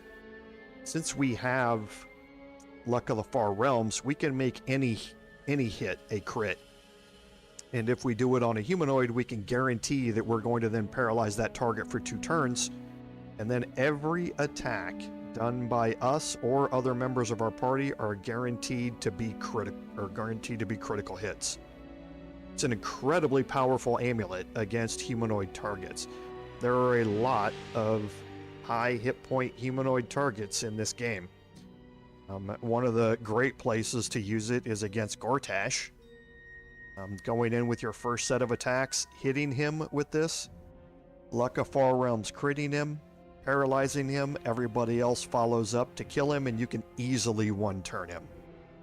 But he's not the only humanoid out there as well, so pay attention to that. It becomes a really, really powerful amulet to utilize as you're going through some of the other quote-unquote boss fights. So we will group everybody up down here. And here's what's going to happen off stream. So I'm going to drop a save here. Off stream, I am going to go back to the Tollhouse. I am going to go back to the Waning Moon, and I'm going to search everything here. I'm going to skip an encounter that you have out here, And I'm going to skip another encounter that you have other side. Right here. And we will do those next week. But I'm going to search everything else. If there are little secrets or hidden things, I will show you what those are at the beginning of next week's episode. But I'm going to go through off stream, search all of these different areas, pick everything up, and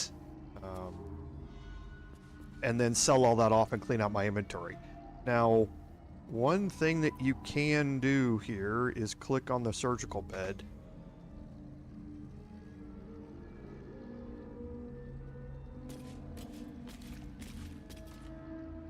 Okay, this is weird.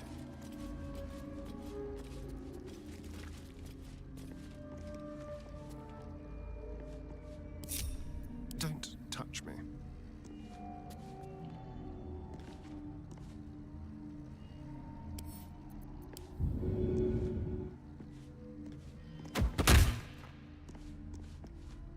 This is really weird. I've never gotten the not enough space thing here, and I don't know why this is happening. Sorry, I was gonna do this just to click on it, but now it's weird. Yeah. I can't click on it to free him. Everything is clear. Which is a shame. He's still alive.